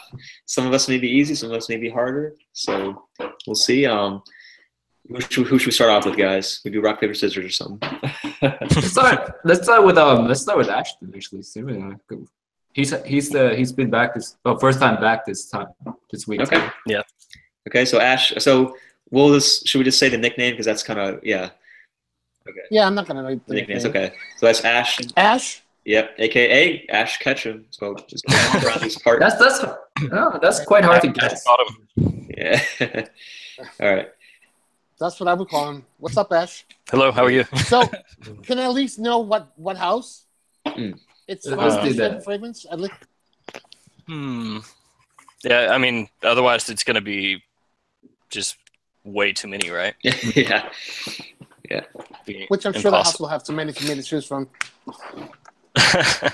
So it's really difficult. I've said in some of my own videos that, and I'm sure it's like this way with pretty much everybody, but favorite fragrance almost changes on a day-to-day basis. Yeah. Especially when you have a crap load. Yeah, so I'll say that this is my favorite, but I'll preface it by saying that doesn't mean I would necessarily choose it over anything else on any given day. But yeah, we'll go House of Creed. Creed. Not Aventus. You're not an Aventus fan. Aventus. Green Irish Tweed. Aventus. It has to be Aventus. It is Green Irish Tweed. Hey, GIT. I was close. That's right. Okay, GIT. can I just confess? I got a little souped up. I thought you all were going to go around and sing my theme song. So I got a little souped up in my head. And I was actually blushing. So, side Carlos. We'll sing it. We'll sing it. Yeah. You know, in that video that I uploaded today, I do a quick, really bad dance to your theme song. I saw that. That was so funny. Which one? Yo, that was so fun. Brooklyn. The fragrance Brooklyn. Galavant. Yeah. Yes. Yep. It was funny. That's the one I wanted to love from the house, and it wasn't my favorite. Yeah. Istanbul, though. That's where it's at. Yeah. All right. Who should we go with next? Should we go Manny next? Hashtag standard. Hashtag That's his nickname. Hashtag standard. All right. What's Manny's favorite scent? Manny, something from Byredo. Oh, there you go. You already know. Hashtag exposed. Hashtag triggered. It's not Bal de Freak. Maybe then we'll have a ghost. What's the other one? I don't know. Bal de Freak. Close? No? Wrong. It's not Bal de Freak. You said warm. Close. Mojave Ghost. We spoke about it online, right? And you gave it a nickname? Yep. It is an infamous nickname here. Wow. The street monsters big. in the chat. Yeah, oh yeah, that chat is blowing up right now. Bowser Freak, it's not that. I don't know. It's not Mojave Ghost. What you telling, Maddie? Okay, it's G water or Gypsy water. Gypsy water. Gypsy water. I wouldn't have guessed that. Fair play, fair play. Yeah, no, it's definitely G water. Yeah. Hashtag he goes crazy over that stuff. Yeah. He does. He'll take a bath. And that's why we call him hashtag standard, because Gypsy water, we say, is just such a standard scent. That's where it's come from. Again, I almost named my channel Standard Scents. That's right, that's right. Dang. But it sounds way too pretentious, and I couldn't. All right, let's go with Timmy next. We call him the Gourmand. A, because he likes gourmand scents, and B, because he's always eating on our live streams. I was eating. Like, eating? You guys eating. But I have like chicken fried rice. So. Wow. Been eating that the whole stream. Holy You're the man. So my favorite fragrance from the House of Matriarch, and this is an easy guess, probably. Yours. Yeah. I don't know what it's called. I have it right here. It's something. Hold on. It's right here. This thing right here. Yeah. Triple T. Yep. Oh. Triple T. Toka tatao. Yeah, Tukatatao. Tukatatao. Wait, Tim, say it in your language, if you don't mind. Tukatatao. There you go. Tukatatao. Nice. Sweet. Yeah. I won't record this review drunk. Drunk? Oh, Definite tongue yes, twister. please. Tukatatao. On the So all that's left is you. That's me, yep. So I'm called Too Fresh. And obviously because I like fresh scents, you know? Freshies. All kinds of freshies up there, yeah. So what is my favorite scent? It's probably the most inexpensive, easily, out of anybody's that has been listed so far. Okay. What house? It is... House. Oh, okay. It's from the House of Azzaro. Azzaro Chrome Legend? Chrome, not Chrome. Azzaro Chrome. Yeah, you guys. I was like, oh, yes. It is this beauty right here. This is one of the first fragrances that I ever owned, and it's kind of what got me into the fragrance hobby. So, you know, I know it's a lot of people... I got that for like $15 in Dwayne Reed. They were clearing out. Yeah. Never smelled it. Do you ever buy something and don't smell it? No, maybe. I've done that before. Not really. Yeah, Ash. Yeah. Right. But yeah, so like... That's your favorite fragrance out of everything in the world? That's your favorite fragrance? So No judgment. Okay, Just the tone in your voice. Let me do my speech on this. Let me speak my piece. Okay, so, like, sure, I smell things better, technically better, you know, in terms of quality, in terms of blend and how it's layered. But this has so much like of a sentimental value to me now because, you know, yeah, I wear this just on very special occasions, and to me, whenever I smell it, it just reminds me of why I started up this YouTube channel, why I started collecting all these scents, and actually in my collection back here. That's cool. Now I have to go smell it. Yeah. Oh no. So it's like. Hold on. Okay. Yeah. Let's do it. Just puking in his mouth right now. You got Carlos to smell our sour chrome that he bought. For I know this is crazy. Right? This little teeny weeny thing here, right? This, right? Yes. Chrome. That is it. It's dusty. Dusty. Gotta spray the time. Okay. Word of caution: give it a couple seconds to sort of air itself out, because it is kind of a lot in the opening. And this is one that I think smells best from give it like 5 feet distance and like when it's in the air. 5 feet. Yeah, man. Detach your arm and put that out there. Okay, just let it come to you, you know? Wow. Oh. It's fresh. It's clean. Yep. It has that masculine, metallic vibe. Synthetic. Yeah. Yeah, very synthetic. No doubt. Yeah. So wow. To me, it has this really interesting metallic vibe. And like when I first smelled it, I'm like, wow, I've never smelled anything in a scent like this before. I'm like, this is so crazy. This is so unique. And it got me thinking, like, what other amazing scents are out there to discovered, excuse me. So I was just like, you know, this kind of makes me want to get into fragrances. Let me try this hobby out. And this is why it all started. So I always come back to this one. I keep it around to remind myself of why I do this and why I'm so passionate about it. So, well, that's cool. That's awesome. Chrome. I respect that. Yes, thank you. And I mean, you're too fresh, but if I was going to come up with a different nickname for you before, it would have been like Chrome Yellow. Like Chrome Yellow. Yeah, like, who's that? Aldous Huxley? Yeah, it would have been that. Because, like, you love that Chrome shit. I don't know what it is about it, man. Something about it. Just, and like in my collection up there, I'm going to build a little like clear cube that's going to like be sitting inside it. So then it's like this is at the top and everything else below is what you know? That's kind of how it is. So. What you need is the giant Chrome splash bottle. Oh, the huge one, yeah. Yes. How much does that cost? $50 maybe? Oh, you got to get one of those Factice bottles. The ones that are just like ginormous statues almost that they sit out. Just put it right on top there. It's like perfect. Like this big. Yeah. So that was our little section for Carlos. Now he is initiated as our guest on here. So thank you for doing that. Oh, we should ask Carlos what his favorite fragrance of all time is. True. Yeah. Oh, I know. Yeah, you know, everybody knows. Oh, okay. Amber. Yeah. Just say that. Tom Ford. AA. Bingo. Yep. Blew it. Bingo, bingo. Double A. I finally smelled that too, so now I know what it's all about. So and it's really good. I finally have it. I'm so glad. Yeah, I've got a bottle too now. Thank God. Vintage or the re-release? Vintage. I have both. Vintage. I do not have the re-release. It lasts like both are, English. either are good. So beastly. Yeah. I have the re-release of La monster. Moroccan. That's pretty cool. I got that from John Zimmerman. Shout out John Zimmerman. John Zimmerman. He's the best. John's the man, the myth, the legend.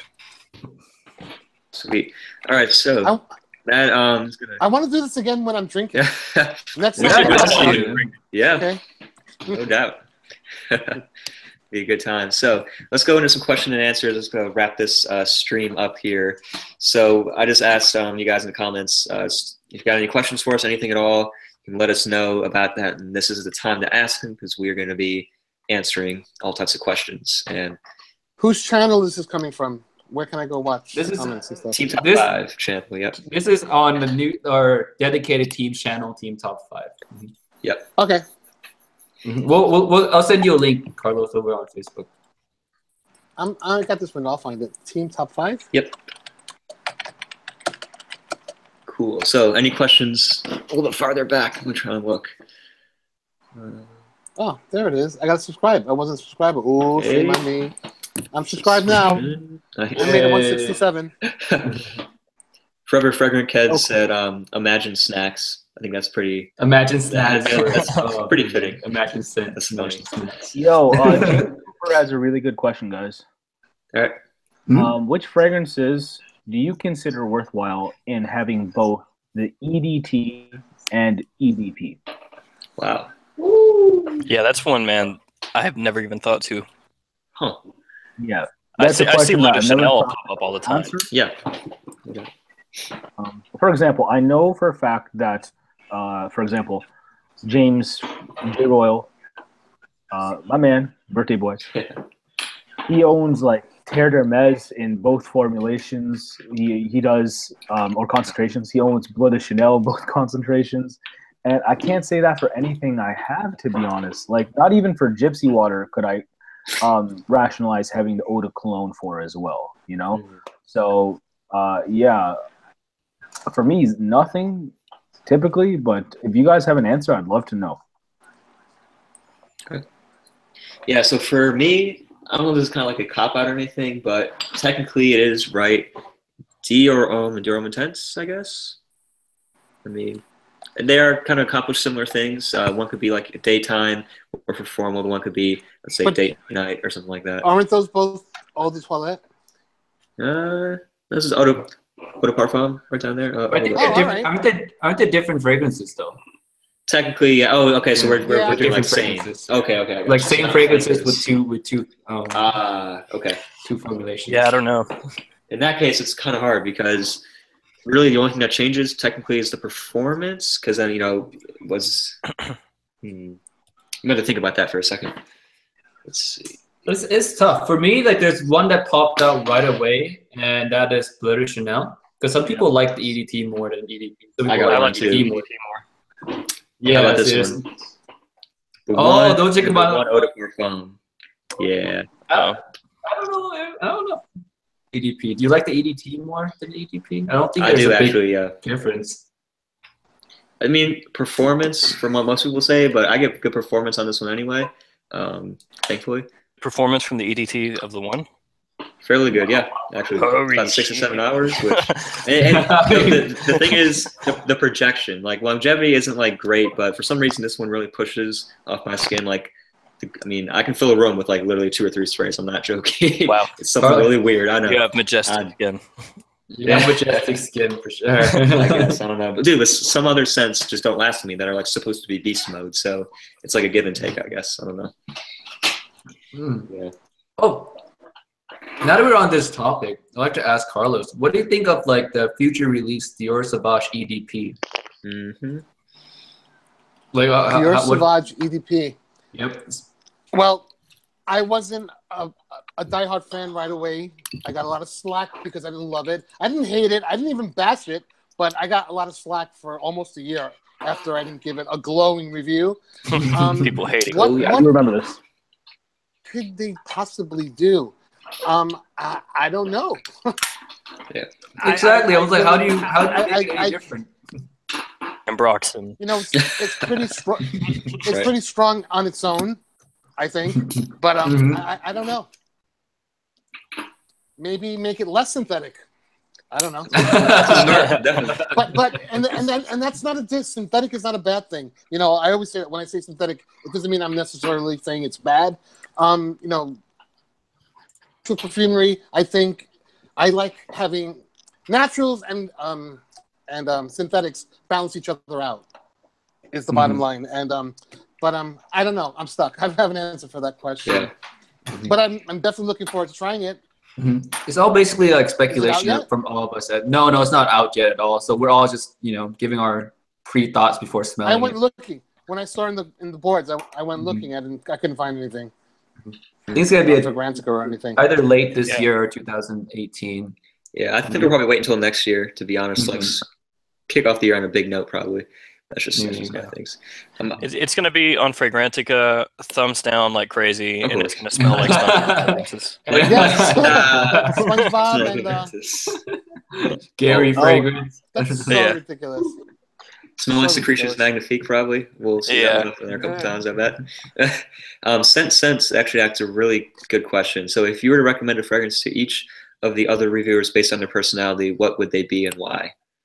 Oh, God. That is an interesting one. Do that for the people in this room right now. Yeah, that's what I was thinking. Yeah. Okay. So who wants to go first? For you, Brad, like immediately what comes to mind? Honestly, like I feel like you already like all the fresh scents out there, or already have an opinion on them. You know what I'm saying? So it's just like I'm trying to think of another one. Have you tested like any of the more vintage freshies from more in depth by any chance? From who you kind of like a Rolfa or stuff like that? Yeah, I actually have tried Green Valley, which I really like, but nothing really that's been like super discontinued like that. Okay. Yeah, because I was thinking like for you, I mean, like I could definitely see you vibe with a Rolfa one day. Maybe in a few years. Yeah, for sure. Once I grow up to 15, definitely. Yeah, it's a little. Yeah, because you're 12 right now. Maybe when you're It's not quite as young as some of their other fragrances. I see that. Yeah. And then, like, honestly, because like if we're gonna answer this for everyone, like I feel like it's kind of hard for me to do so for like Carlos or Ashton, because anything I feel like I could say they probably already own. Exactly. Yeah. That's true. Because test us. Go ahead, go for it. Oh God. Well, let's see. Something super fun. Oh, geez. Like, now you're putting me on the spot. It's so hard. It's Like, I know for it is a live stream. for Ashton, because he likes such, he likes fougères and a lot of fresh stuff as well, a lot of gentlemanly green stuff. I'm gonna say, because I know how he feels about Bleecker Street as well as Green Irish Tweed, but say if Ashton wasn't as ballin' as he is right now, I would honestly say Purple Label by Ralph Lauren. I own it. There we go. It smells like Bleecker Street. Yeah. And Bleecker Bleecker Street, Street, no? Exactly. Yeah, and it's original as well, so there's that. Yeah, it's the OG. Yeah, and for Carlos, again, like, Carlos has one of the most respectable fragrance wardrobes of all time. Yeah, all time. Not compared to Steven and Mark. Well, while that's true, like, I remember still walking in and I'm like, good Lord, like, there's not a single bottle that he has that, like, there's not a single bottle I have that he doesn't, and I just thought that was lovely. But to be honest, it would have to be a Tom Ford, and I'm gonna try to not say Amber Absolute, but since you're like super fun and like upbeat to be around, I'll say Black Orchid, which I know you really love. So I do love. That's right behind Amber Absolute. Yep. I'll say that. Nice. Yeah, but fucking fabulous. Oh God. Had to say. Yo, actually, Carlos, if you don't mind, I'm just wondering for myself, like, can we get a follow up on how you feel about fucking fabulous 2 weeks after the fact? Because I know Tim's grown to hate it. How do you feel now? Who's grown to hate it? Timmy. I did. Yes. The more I wear it, the more I smell it, the more I dislike. Well, it's a weird thing. Tiffany left me with a little decant, and I liked it, and I just got a bottle last Thursday. Mm-hmm. And so, yeah, I still like it a lot. It'll be on my top favorite releases of 2017. So nice. Sneak. Boys, be lazy. But yeah, how does everyone else feel about that question? Let's see. I think it's difficult to answer. Yeah, I want to. It's hard to come up with I something. don't know you guys that well. It seems fun. This is like it seems fun to try. Yeah. For Carlos, I know he likes Black Orchid a lot. I don't know if you tried my fragrance yet, but a lot of people say it's more like a summery Black Orchid. Well, so, I don't know. I recommend that one for you if you're looking like Black Orchid. Oh, you know what I would recommend for Manny would be that IKEA fragrance that Byredo's making. Oh, yeah. What? I didn't hear about this. What? You don't know about this? Nah. What? It was blowing up on the Facebook group. I heard Velvet Haze. That's the IKEA one. I'm gonna auto. Why would they do that? I agree with Carlos on the Velvet Haze. We all talked though. Ashton's so right. I went to go buy it and I didn't buy it. Thanks, I think for Manny, Manny, you know what I'm gonna recommend you, right, bro? Screw you. You gotta try this Dior Sakura. That's really nice. I respect that. I respect that. It's just so weeaboo. It's so good. I swear you're gonna love it. Yo, I want to try it. I'm jelly. I was gonna say, can I just wire you the money? Wire me the money? Wire that PayPal. You know what I'm saying? Yeah, hook me up, dog. No. Oh man. Brutal. Nice. Wait, someone sent Timmy already. Oh. Someone said what? Oh yeah. Oh. Something. Let's see. Well, he's called the Gourmand. Yeah. The Gourmand.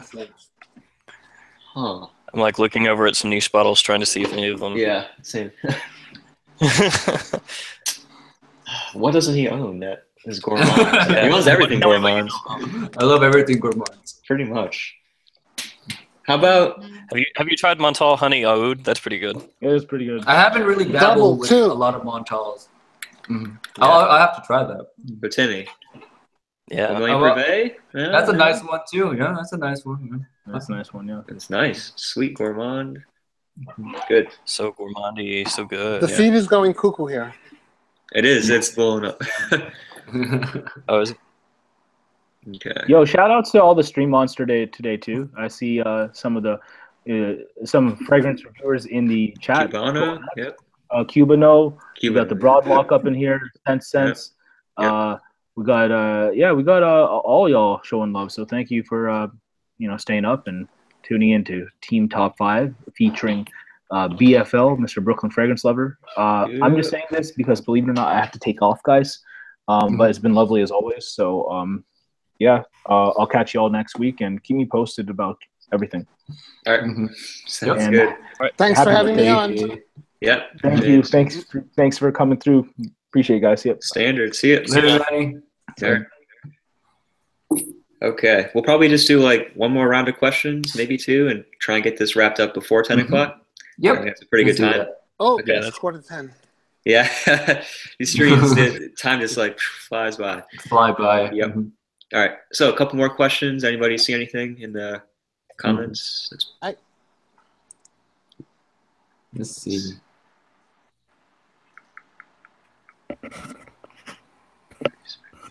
Guys, we have Carlos. You guys want to ask Carlos? We got Carlos on the stream right here. BFL in the building. Ask some questions. Yeah. Superstar Carlos Powell. I can be the announcer.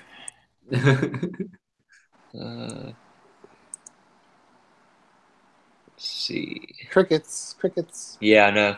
How about here's this one that Q&O asked a little while ago. I think in general, has anybody smelled Tom Ford London? I have. I hate it.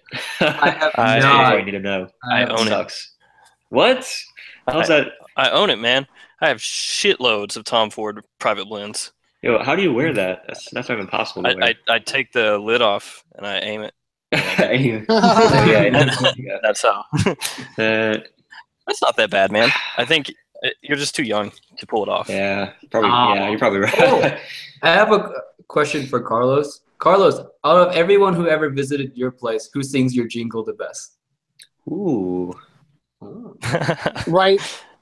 It's got to go to Jason Budd, 360 Cologne, when he hit that high operatic note on the Gabrielle Chanel. But James' Birthday Boy was not too shabby either. Yeah, I saw it on the live stream, actually. And shout out to 360 Cologne because he's a cool guy. Yeah. Definitely. Or 860, Jesus. 860. I said 360. It was like 360. I'm an idiot. I did the same thing, Ash. It's just automatic. 360 Cologne. It's 860 Cologne. 860, yeah. God, I talk to him every once in a while too. I shouldn't have done that. There's a question from the Broad Block. She asks, "What is your most precious scent memory?" Ooh, precious scent memory. Precious. Carlos, you want to chime in on this one? No, you guys go first. I draw something. Shoot. Precious scent memory. Well, I mean, I have so many stories too. Yeah, I'll just go because I got this one fresh. Of course, I mean it's Chrome. I actually the first time I ever wore this is I saw it in Macy's one day, never smelled it, and I was just like, you know what, it was kind of always playing in my mind. Like I kind of wanted to try that because the bottle looked really cool, but I never did smell it. So then, as fate would have it, this was I think 2015. I was up in Ohio playing golf at a course. It was like a country club, so I walk into like the men's locker room and they have a bunch of cologne sitting, near the shower area or whatever. So I see this bottle sitting here. I'm like, oh, that's the one that I wanted to smell that I never got a chance to. So I walk on, spray it on, and play my round of golf. I had like one of the best rounds of my life up to that point, and I was smelling this the entire time. And then it was like a nice little dinner out on the patio after that, and just had a great time with the family. And the whole entire time, that memory is definitely tied with this scent to me. So whenever I sort of think about that time or smell this, two are connected in my mind very, very strongly. So that was definitely got to be one of my most precious scent memories, I would say. So that's mine. Oh, nice. It's all about that Chrome. Yeah, Chrome Chrome #1. For me, it's the original Armani Code. It marked the best birthday of my life, like the 21? best birthday I've ever had. Armani Code. So I had a girlfriend at the time, and that day on my birthday, she just acted like a complete bitch, right? For no reason. Like I was like, what's wrong with you? It's like normally she's not that you know, we fight sometimes, but normally she's not that bad. So she acted just over the top that day. And then I didn't know why until the end of the day. Well, we came back from class together. We were in college, and she ran straight to our room. We shared an apartment at the time too, and she ran to her room, closed it, slammed the door closed, and I just followed her. I was thinking like, what the hell is this day? It's supposed to be a good birthday or stuff like that. And then I opened the door, and like 20 people, like 20 of my friends, around 20 people just yelled happy birthday. So she was tricking me the whole entire day. And I was like, no, I was so embarrassed. And the gift I got for that birthday was Armani Code. So it like cemented in my mind that day, my favorite birthday ever. So yeah. Nice. Cool. I don't know if I have any good stories. What'd you wear to that concert? To imagine. We have dirt on Ashton. That was fun, man. That was from what we heard. Oh, it was, man. I usually go to a couple a year. Like, what was that? Yeah, I gotta bounce. My battery's about to die. Okay. Okay. I gotta go. Thank you, Carlos, for being on. Me. I want to come back on soon. Okay. Yes. Yes, definitely. Thanks for having me. Take care. See you, man. See ya. Bye-bye. Yeah, I usually go to a couple a year, but that's the only one I could make it to this year. But I was wearing 212 Aqua and Azara Wanted those days. Anyway, my I guess one of my first memories, and I've told this before, I believe, on either a live stream or a video or something. Like one of the first fragrances I ever got was when I was in elementary school, and my mom, I was like seriously in 3rd grade, and my mom said, "Oh, do you want me to get you? Do you like smell nice?" Because when did my mom say that? She was like, because she's a nurse, and she was like, "There's this fragrance this doctor wears, and all the nurses follow him around the hospital trying to smell him because he smells so good." And I was like, "Oh yeah, get me that." I was like, what is it, 3rd grade, like 8 or something? And so she got me Dracar Noir. So I was like 8 years old. And I was like spraying on mad Dracar Noir. Like just, a boss. Yeah, just like multiple sprays. And then going to elementary. Like, yeah, I smell like the man. You were rocking that playground, man. Yeah. I was like, this is what doctors wear. Doctors are rich. They get the ladies. That's what I smell like. I can totally see that, too.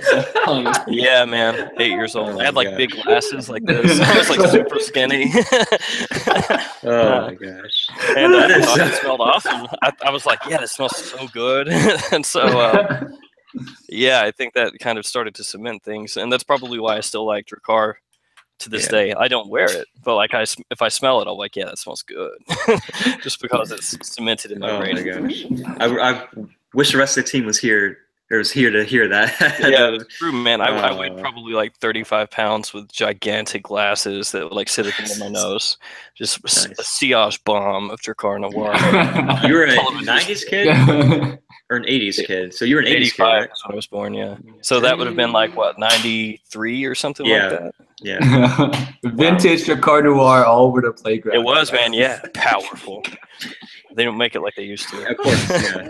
I can only imagine that vintage. Yeah, that vintage Dracar Noir. I think that's my favorite fragrance-related story so far. Dude, I have no clue what like 8 and 9-year-old girls were thinking. They're probably just like, what the hell? Dude. My teachers might have been into it, though. Cougars. Yeah. At 8 years old? Yeah, they might have smelled it and been like, what? He smells like my boyfriend. I'm sure I did. I smelled like some of their boyfriends or their husbands or something. Probably freaked them out. Yeah. Oh, God. Dang. True story. That was a great question. Yeah. True story. We believe you. That's gonna go down in team top 5 like history right there. Yeah. Legend. That's some lore. All right, should we do one more question, I think? And unless you guys want to do more. We're gonna wrap it up at 10. Oh. All right. Any other questions? Let's see. We have any. Let's see. What perfume you associate with sex? As in, like, just sex, not the gender. just sex. Just smash right here, like smash. Yeah. Damn. Oh, I mean, oh, hold up. Give me 1 sec. Where did I put that?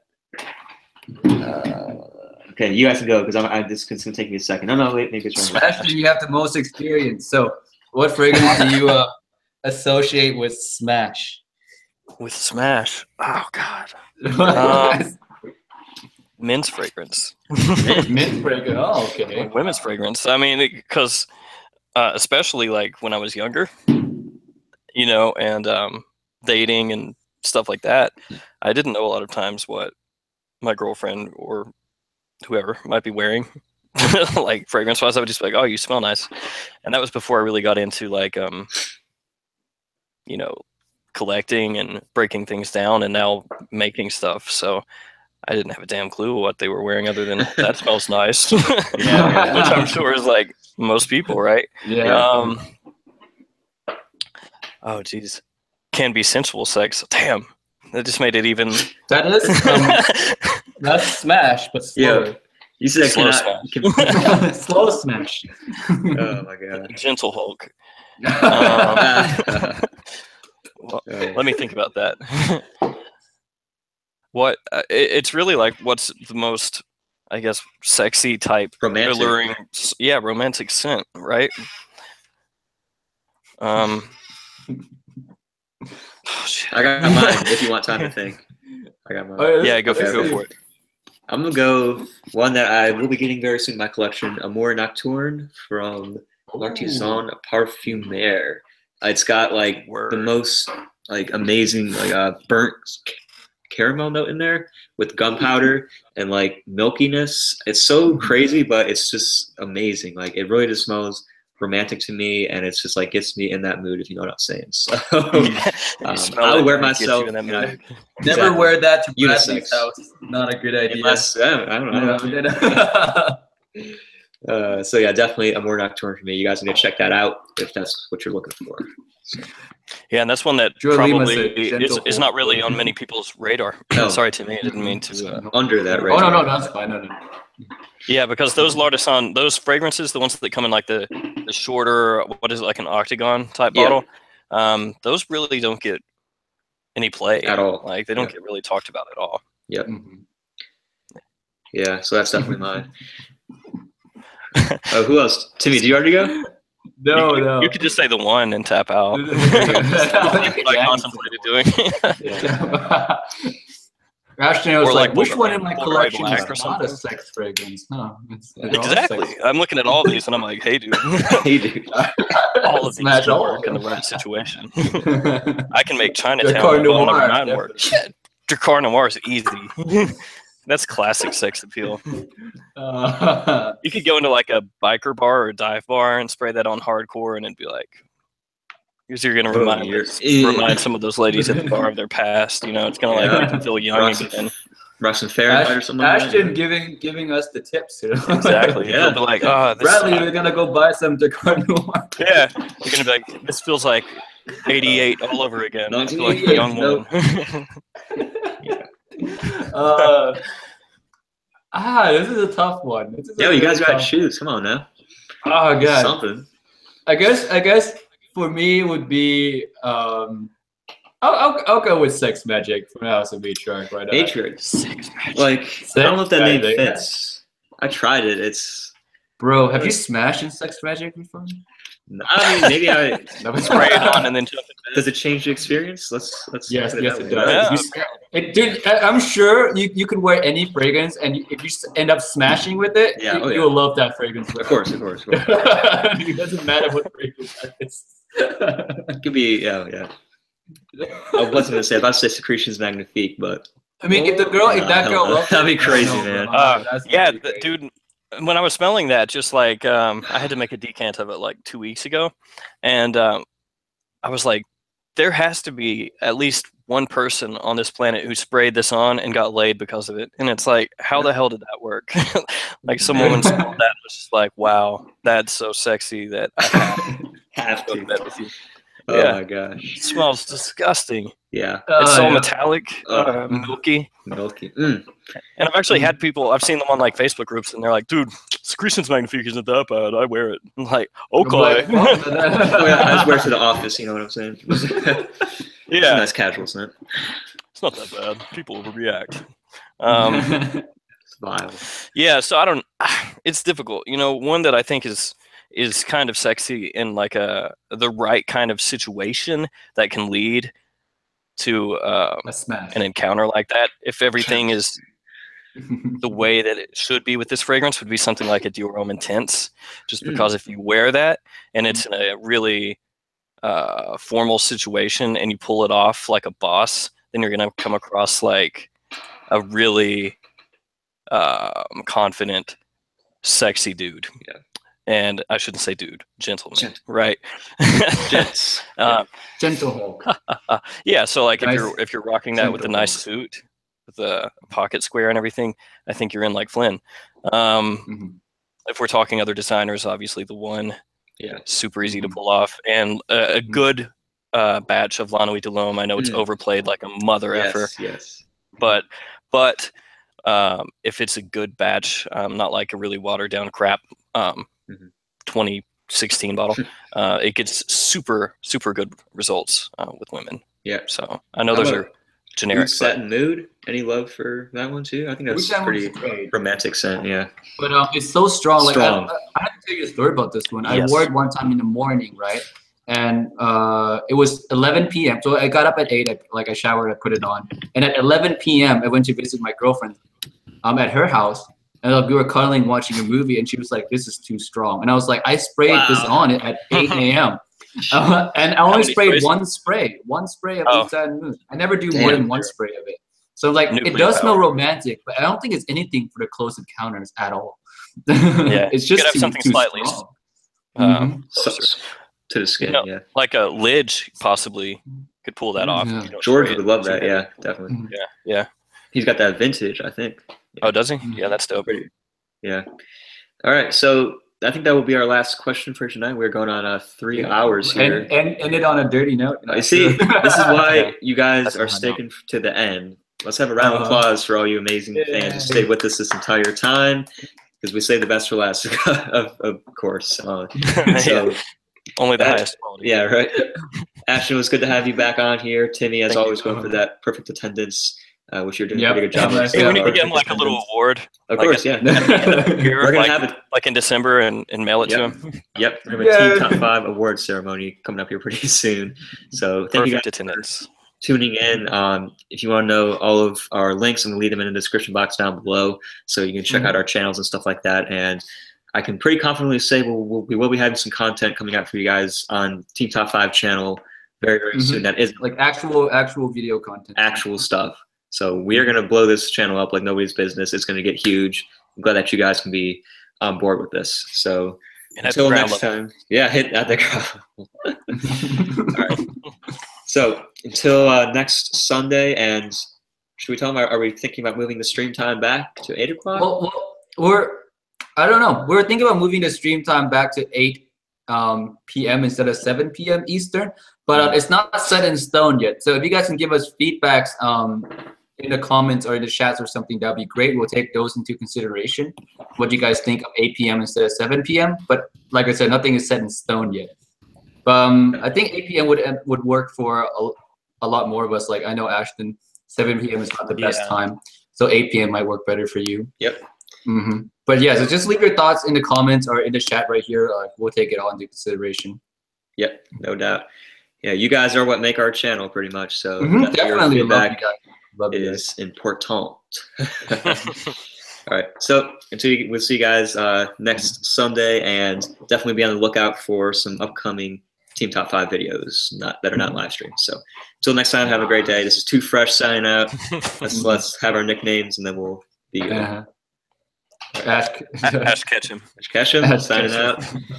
Gorman out. All right, see you guys next time. Peace. See you guys. Thanks.